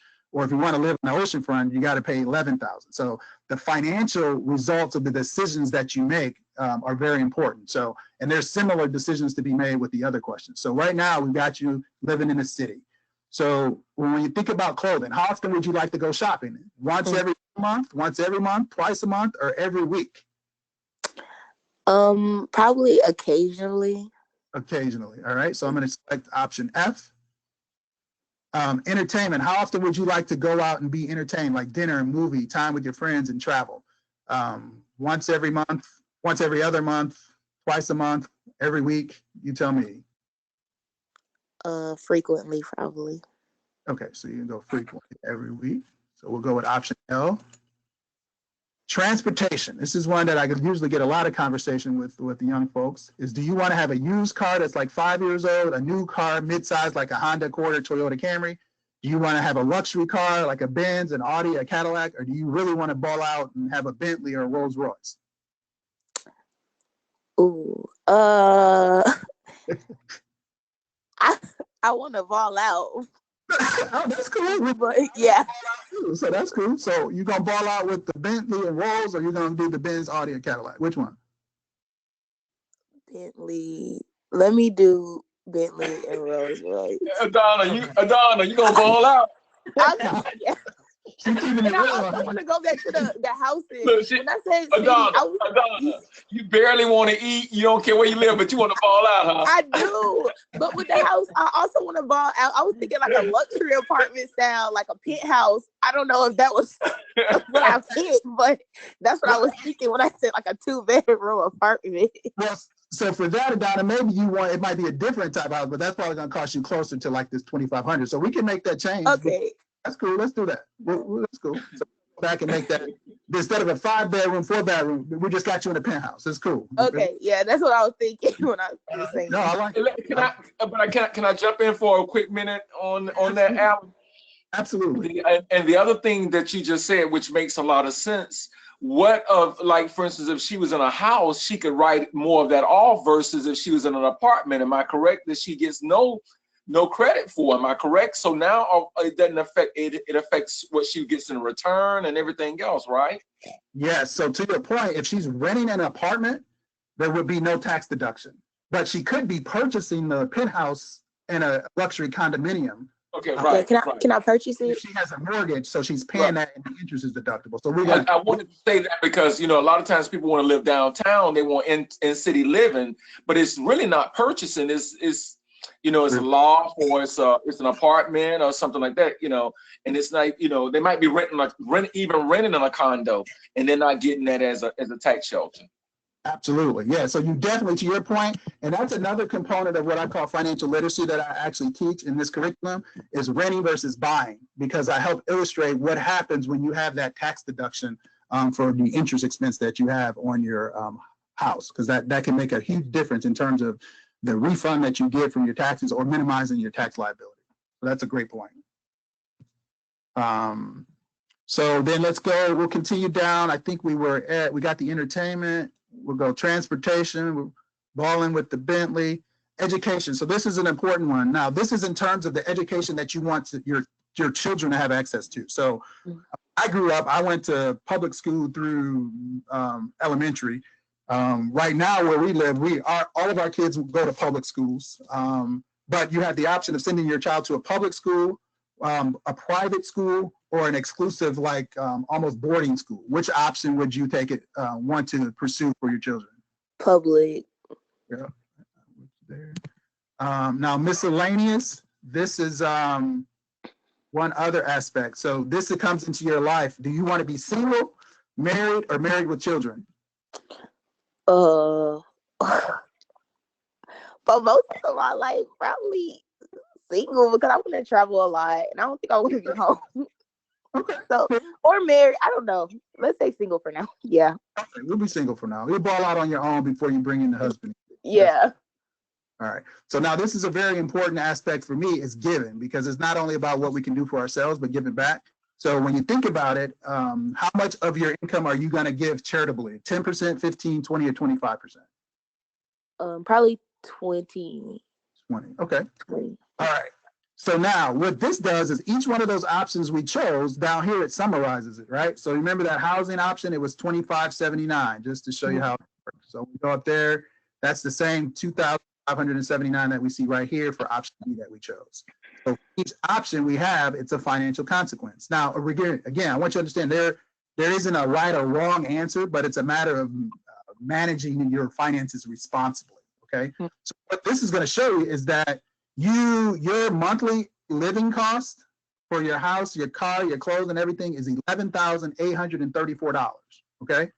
Now remember, as an attorney, you were making $113,000, what you see right here. Mm-hmm. That translates into a monthly income of $6,469, all right? So the question is there any challenge that we see with having monthly cost of $11,834 and income of $6,469? Does that present a challenge potentially? Does anybody, Donna or anyone, do you think that's a challenge? So I won't have enough money to live off on if I'm using all that. Exactly. So that's the point I want to illustrate, is that right now, and it's okay, because the good thing is for you guys that you guys are all young, and this is an education process to make sure you understand how this works. Again, the decisions that you make financially can have a significant impact on you on a day-to-day basis. So the challenge that you face here is that if you spend more than you make, that ends you up in a place you don't want to be, and it can be summarized in one word. And this leads in, and again, this is not, I'm going to show you how to address this, but this is the type of situation that could potentially lead you to somewhere called bankruptcy, right? Because anytime your expenses exceed your income, that's a trouble financially. But the great thing for you is that is to understand that there's two things you can do. You can either make more money or spend less, right? So if you think about this, recognize it, and you asked a great question when we started, because you said, hey, is this when I first get out of school, or is this old later? You know, is this now or is this later? And that's great, because even in asking that question, you help illustrate the fact that you know that as time goes on, you're going to earn more money. So that's fantastic. So in this scenario, when you think about it now and you see the full picture in terms of your monthly income being $6,400 and some change, and your monthly expenses being $11,000 and some change, thinking about when you first come out as a mid-level attorney and you're making $113,000, what adjustments might you make to get your expenses more in line with your monthly income if we go back? Now, the car. The car? Yes. All right. So which car would we opt for if we're going to start out to try to reduce our expenses? Probably just new if I'm just coming out. That's perfect, because in that singular decision, you just made a $4,200 difference, right? So things, look, now you're only $7,600 in expenses and $6,400 in income. So what other expense or change would you make to potentially get your income in line with your costs until you learn a way to make more money? Entertainment. Okay, how often are we going to entertain? I want to say now probably let's do regularly, because I don't want to lie. All right, that's cool. That's good. That saves you another $800. And now look, you're within less than $400 away. So what other change might you make? And look at where your biggest expenses are now, and you've still got some changes to make. Let's see. I guess we can go to housing. I probably downside than just do a regular apartment. Well, my biggest ones were what? They were housing. Yeah, they were housing. Let me check it back. It was housing, and then still, I think, transportation. Housing. You still got transportation, clothing, miscellaneous. Well, you can't do anything with miscellaneous because that's the lowest it'll go. Yeah. So then let me go to not charitable, but not entertainment, clothing. Clothing. Cause I don't shop like that anyway, so I don't know. Can Allan, can she live in a different side of town? Would that'll change the way? Wouldn't that change? You know, maybe if she's not downtown, you know, that would save us some money. Absolutely. And maybe if she bought a used car that's in good shape, would help her too, Adana. You can't be balling out early on. Right. Now. What? Okay. You about to get Adana. Won't you get a Pinto? Let me get used. Get a used Pinto. Oh, okay. Can't get them to manufacture Pintos anymore. I'll do 10% for chair. Oh, now you want to give less. Oh, now no, she okay, now So we're gonna give less and go to a used car, Donna. No more. This is Adana's life. Adana has to make the decision. That's right. That's right. It's up to you, Adana. You got the last call. Okay, let me go back to 20 for my giving, and then I'm gonna keep the used car, and let me change clothing to comfortable or whatever it was, to casual. Yeah, casual. Okay. All right. Yeah. Cool. Adana, there's a place called thrift. There's a place called thrift stores, Adana. I'm so done. I think that's it. Yeah, you're good now, Donna. Okay. Look, are your monthly expenses less than your income? So you're making $6,400 and you only spending $58. So you can do a variety of things. You can start saving that difference. First, that's what you want to do, that extra $600 a month, so that you can maybe upgrade your car, or you can start giving more. But the important thing now is you have a balance, right? And where you know that you're bringing home more than you're spending out. So you see how the different levers you can pull to make your living expenses more in line with your income, right? But from an entrepreneurial standpoint, one of the things that you can do, which I always tell folks, is that if you went back to where you were before and you want to be able to cover those $11,000 in expenses, what you get a chance to do is you actually get a chance to imagine starting your own business in terms of the actual starting a firm. What if you start a law firm and now you've got multiple attorneys working with and for you, and your income would be able to grow?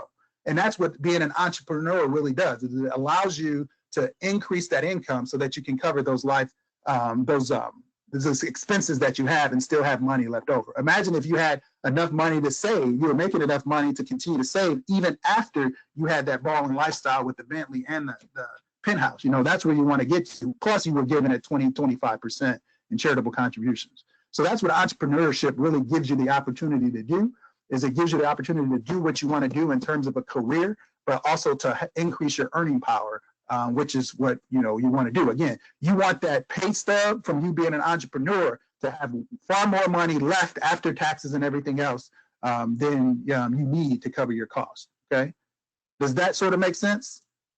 Yes, sir, it does. All right, so I see I've got thanks a lot, Adana. That was great. I mean, you really helped me illustrate that point, and we're going to make a quick pivot. I know we're up against time, so I apologize. One of the things I will say is typically when I do this curriculum, I do it in a minimum of 4.5 hours, and actually I've done it over the course of 8 weeks as well. So there's a lot more to it, but I want to try to address these questions that are statements that I saw coming through. Somebody made the point, it was Angela, that the tax deduction for mortgage interest, yeah, they are trying to work on minimizing that and making some changes there, but right now it's something that can still help you in terms of your effective tax planning. And then I think I saw a question about debt. I'm just reading through on my screen real quick. That question was from me, Mr. Bell, and I was just saying, can you talk a little bit about responsible debt in debt-free living versus getting a little bit too much debt too early in life, and what happens there? Absolutely. So that's a very important question. Another element of the financial literacy program I have deals with debt and credit scores and everything else.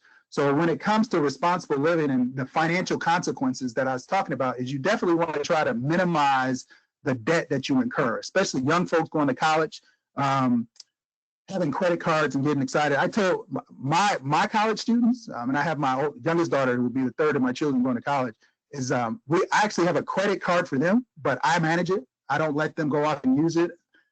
They have the card, they might use it, but I monitor it, make sure we get it paid off every month. And we use it more from a credit building standpoint than them living day to day, because you can get yourself into some significant problems if you don't manage your credit properly or your debt load.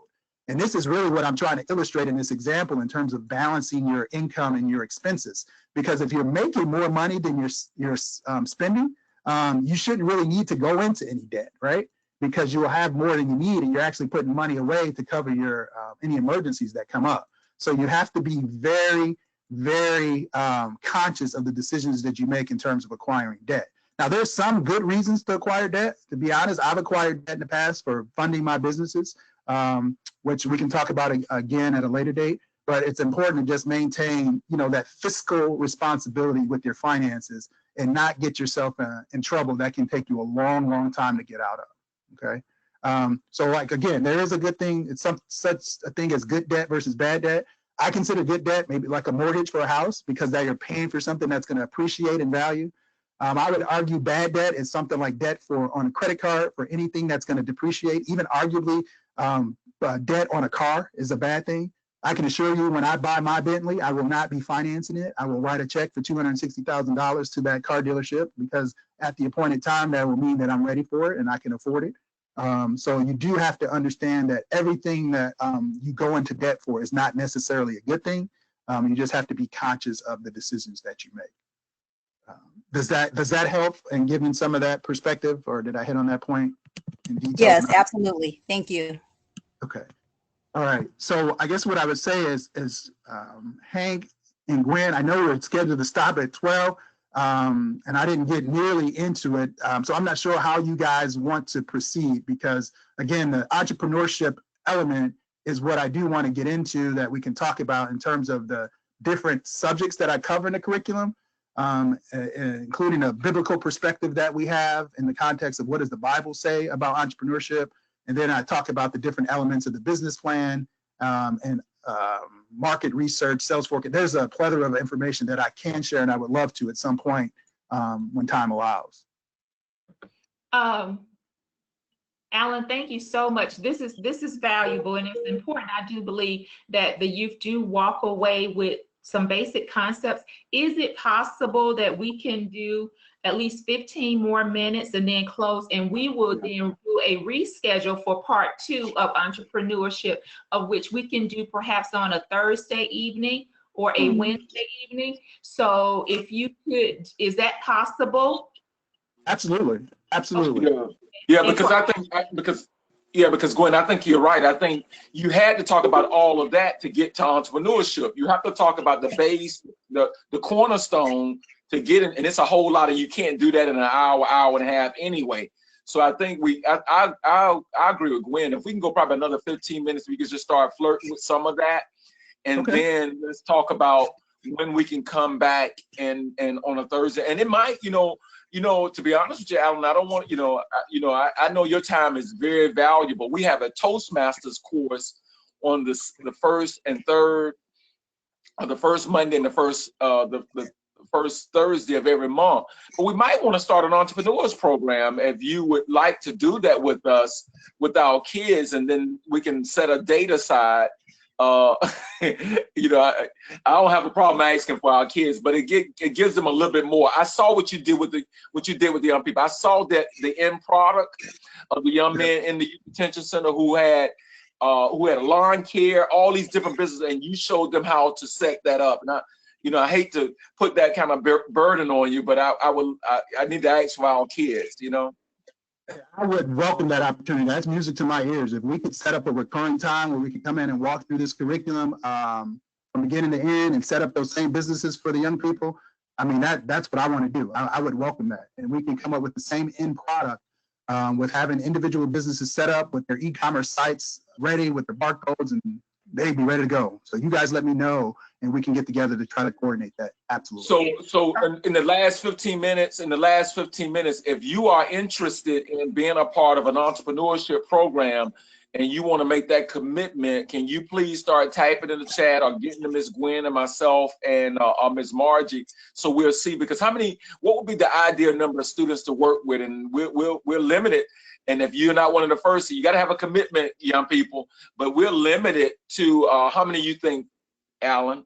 So if we really want to do it, so it really comes down to how committed, we can be very candid and transparent with students are, because if we have students who are going to be easily distracted, it makes it harder for me. If we got a group of students that are really interested, I mean, if we do 40, we can handle 40 easily, 40 or 50. We just have to be sure that we're not distracted. And I always tell people I'm blessed to have the opportunity to work with that. We don't want to force it on the young people, because if they don't want it, we can't really, force them to take it. And I'd rather it just be open to the students who want to be there. And if we can do that, we can accommodate 40 or 50 very easily. And I say this because young people, if you talk to most of the people who are 40 and over on this call, and I even go 50 and over, we wish we would have had a program like this at 14, 15, 16, 17 years of age, because it would have helped change the course of our lives and some, even your education, some of the courses you're going to take in college, all kind of things, even looking at, so now you're not running away from legal classes, because now having some idea of what law looks like and business law helps you in your business. Courtney talked about some of the things that she was doing earlier and the courses that she was taking at Syracuse, and the MBA that she had, and she started to maneuver herself into her path of what she wanted to do. So if we can get, I'm gonna say 25. We'll have 25 slots, Gwen. Wait, what do you think? 25 committed slots of entrepreneur program, an entrepreneurship. What do you think? Is that a good number, Gwen? Yes, absolutely. So we're only taking 25. So if you're committed, if you're one of the 25, we don't want to waste Mr. Allen's time. We want to make sure but you can get something out of this that will be powerful. I promise you. I saw what he did with the young people in the youth detention center. The only thing they didn't have that you have is they couldn't walk out of that facility and implement right away their program. But they had all the tools they needed to go out and start a business. As a matter of fact, when they presented, a lot of us in the audience was wishing we could help fund their business at that particular moment, because it was so well planned. It was unbelievable. So I'm not sure if you all are typing it in right now, but this would be something I would take advantage of if I was you all. Hank, one of the questions that was asked is, do these slots include adults or not? I mean, can the adults still tap in, or? I think so. I think they should. Take that one. Absolutely, June. I just sent a private message to Kimberly that yes, because we need you all to support your youth, to support your, to help with the reminders, right? So please come and support them as they go through this program. Absolutely. Okay, thank you. And at some point, can I just real quickly, Mr. Bell, I would like you, maybe not on this call, but if you could step back and just explain to some who may not know what it is to be accepted, attend, and graduate from a Kellogg University program, because you're very humble and you didn't talk about that at all. But as a former business major in school, that is huge. And I bigger than huge, especially for a minority African-American male. So we need to hear about that at some point. Absolutely. And I'll be happy to do that because it was a blessing for me. And my wife tells me a lot of times that I tend to minimize things, and I have to get out of that because I want people to know what a blessing it is and how good God has been to me. Kellogg is when I was at Kellogg, it was the #1 ranked university in the country, ahead of Harvard, ahead of Yale, and all the other schools. So. And again, not only was I able to attend that, it was free. My company identified me as a high potential employee, and they paid for that education. So, and it changed my life in terms of giving me perspective on what I wanted to do ultimately in my career that made me want to become more of a CEO instead of just a CFO. So I'd be happy to talk more about that as well. Thank you so much. Sure. So Hank, what I thought we could do now is just to sort of, I'd like to do three things really, just in these last 15 minutes, walk through this, the curriculum table of contents so everyone would understand what we will go through in that. Okay, that's good. Show everyone a video of what my partner and I have made as we work for these opportunities to fund the business so we can continue to move forward with BizWhizz and show some products. Because I think if folks can see, it's one thing for me to talk to you guys conceptually about running a business, but it's something totally different if I can show you guys that I'm in the midst of this. Not only do I have my full daytime job, but I'm trying to do this business also to fund this nonprofit. So I think if they could see, they'll say, oh, wow, maybe I have a business idea and this guy can help me. You know, why should people listen to me is what I'm really trying to help people. And let me say this real quick before you go. And here's the thing that I want the seed I want to water right now in all of our young people.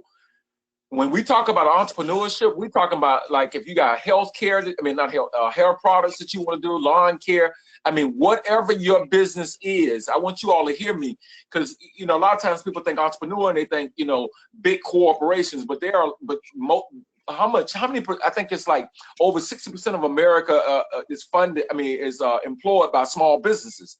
So small businesses is what really runs America. Am I correct on that one, Allan? Yes, absolutely. So we're talking about what is it that you want. I'm a product. Hank Stewart as a poet is a product. I'm a business. Gwen Mason and Gab Enterprise is a business. What is it that you want to do? And start getting that foundation at 14, 15, 16, 17, 18. So you are in place to do, Donna, I know you said you want to retire at 40, 45 years of age. How do you get to that point? What is going to be, you know, so there are some things that you could do. So we really thank you, Allan, for accepting it, you know, Mr. Bell for accepting this challenge with our 25 slots.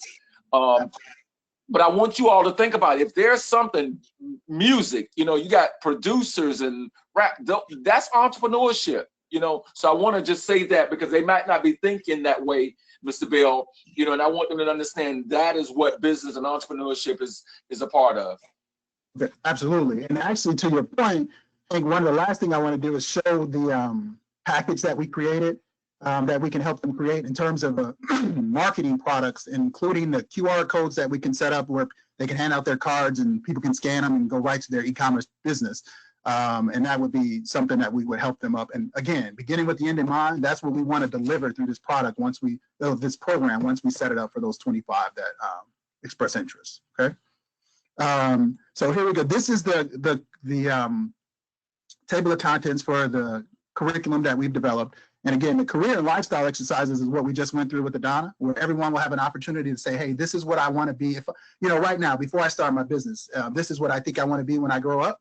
And then we'll help you guys each understand the income you can earn potentially there, and then the expenses from your lifestyle. So you can figure out now what you need to do to get the balance. We will actually go through the biblical perspective of entrepreneurship. And there's a number of scripture that I typically go through just to help everyone understand, you know, that there is a biblical base for entrepreneurship. So we'll go through each of the different scriptures that we have in Proverbs, Colossians, Habakkuk. And then we also, I'm not sure if you guys are familiar with Kahoot, which is an online system where we play games and we try to make sure that the information is actually retained by the young people by answering questions. So we'll do that.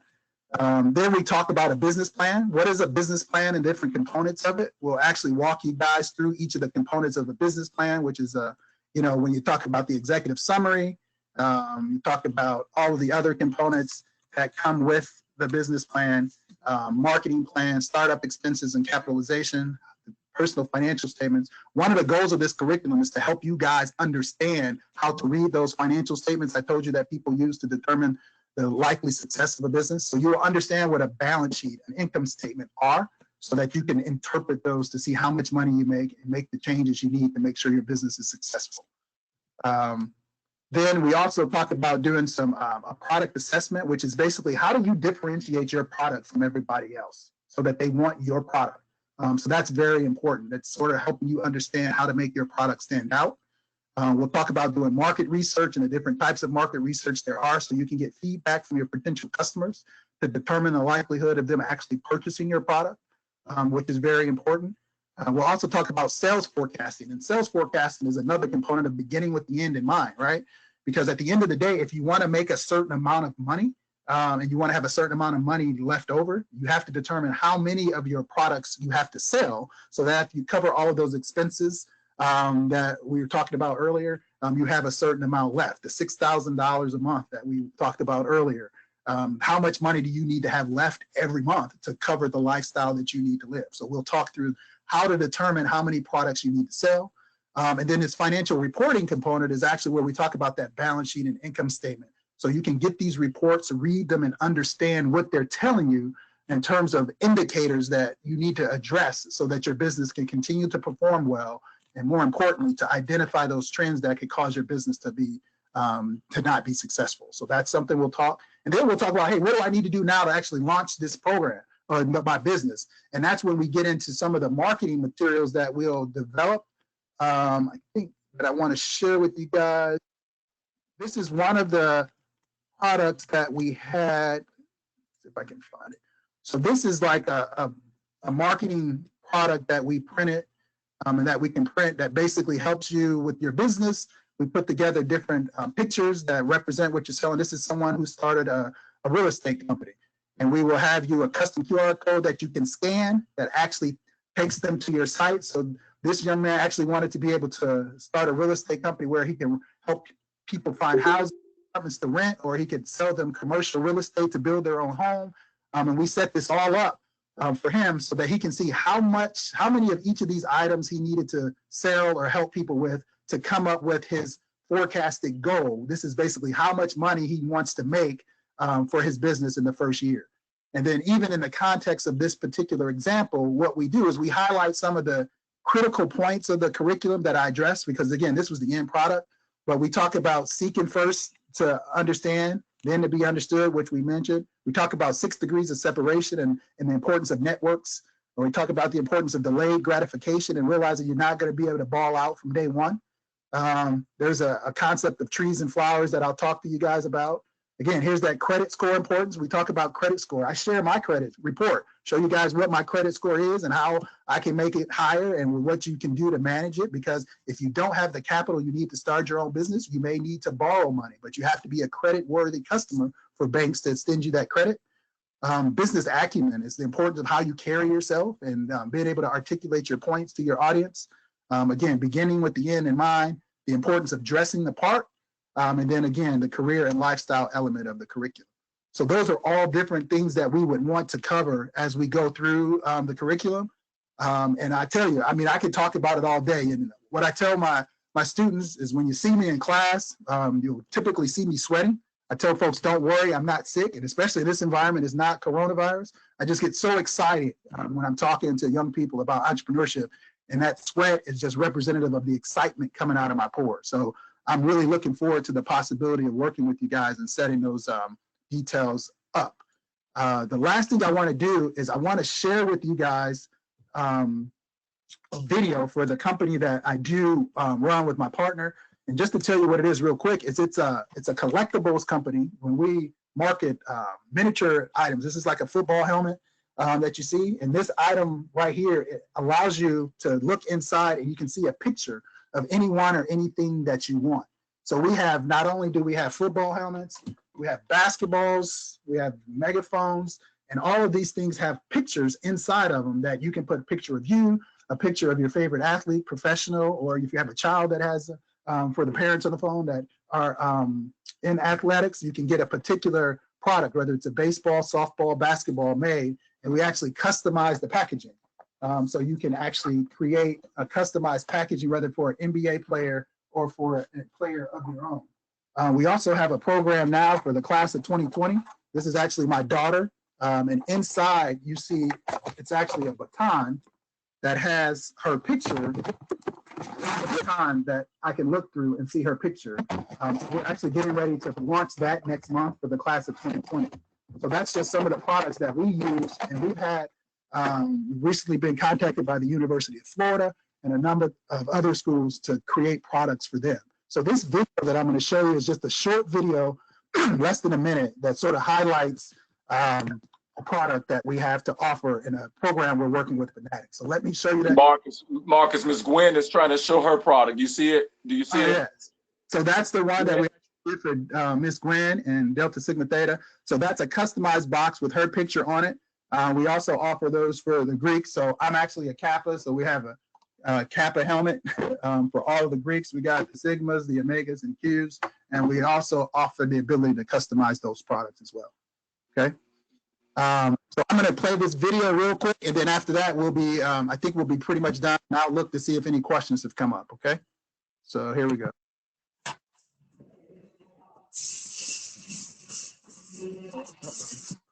Something's not showing. Hold on a second. Probably had it sitting on the side too long. So let me just relaunch.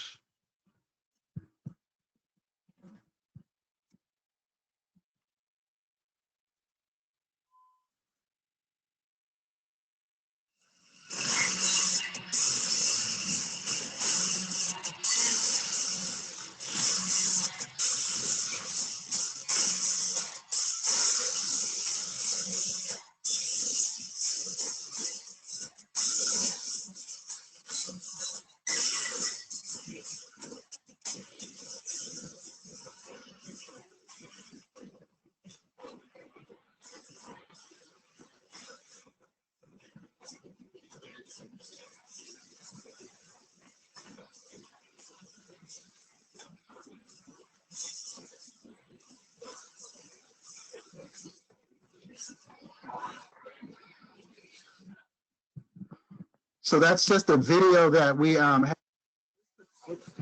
In this particular shot, you can see that we've got a variety of products. So you see the softball, football helmet, bowling pin, racing helmet, soccer ball. So we have an entire array of products, again, that gives us the ability to put in custom pictures into the product. So that's the business that we're using. And we use it as really an effort to raise funds through schools, colleges, or organizations for our nonprofit, as well as to raise funds for other nonprofits who might have students who are interested in marketing those products to raise funds for them as well. So that's sort of an overview of what the curriculum would be. And then also I would demonstrate more about our showball venture to show you how Entrepreneur actually works in action as we go through the curriculum over the course of several weeks. All right. Oh, wow, wow, wow. Was that not phenomenal? Was that not phenomenal? Was that not phenomenal? We and young people, we were able to get you a course now. So we're going to set it up. We'll get back with Mr. Allen and talk about now your entrepreneur course. You got your Toastmasters. All this stuff goes together.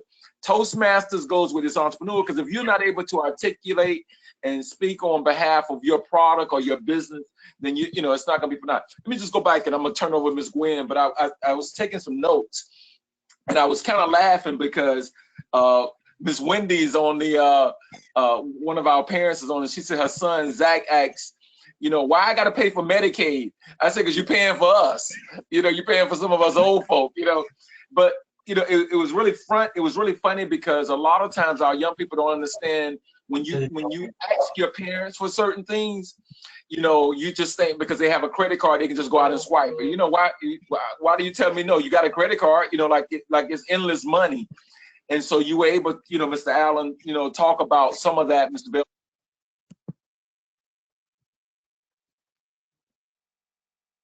Hank. Thank you, and I'm mute. Can y'all hear me now? Can you hear me now? Somebody was calling me. One of the things that you said early on in your presentation that I thought was really powerful is that, you know, you listen more than you speak. You listen more than you speak. And the reason why you listen more than you speak, because when you're speaking, you're only regurgitating what you already know. When you listen, you have an opportunity to learn something new. Let me say that again.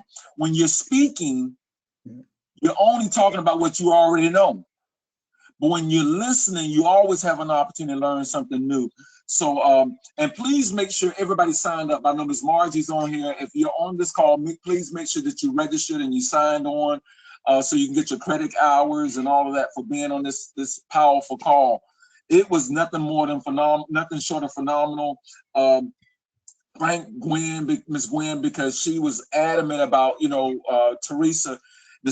Willis had been talking, and I had an opportunity to hear the presentation from the young people, but Miss Gwen was making sure that this presentation happened without a hitch. So you and her had an opportunity to go through the presentation, I think on Thursday, to make sure that this could flow. This was amazing. This was nothing short of amazing. So, Mr. Bell, thank you for, we always say thank you for your time. Thank you for giving us something we can't give you back, and that's time. You can make more money and all this other stuff, but you can't go back and get these 2 hours and 2.5 hours you spent with us. That's gone, and it had to be valuable. Well, I appreciate the opportunity. Any chance I get to get in front of our young people, I embrace.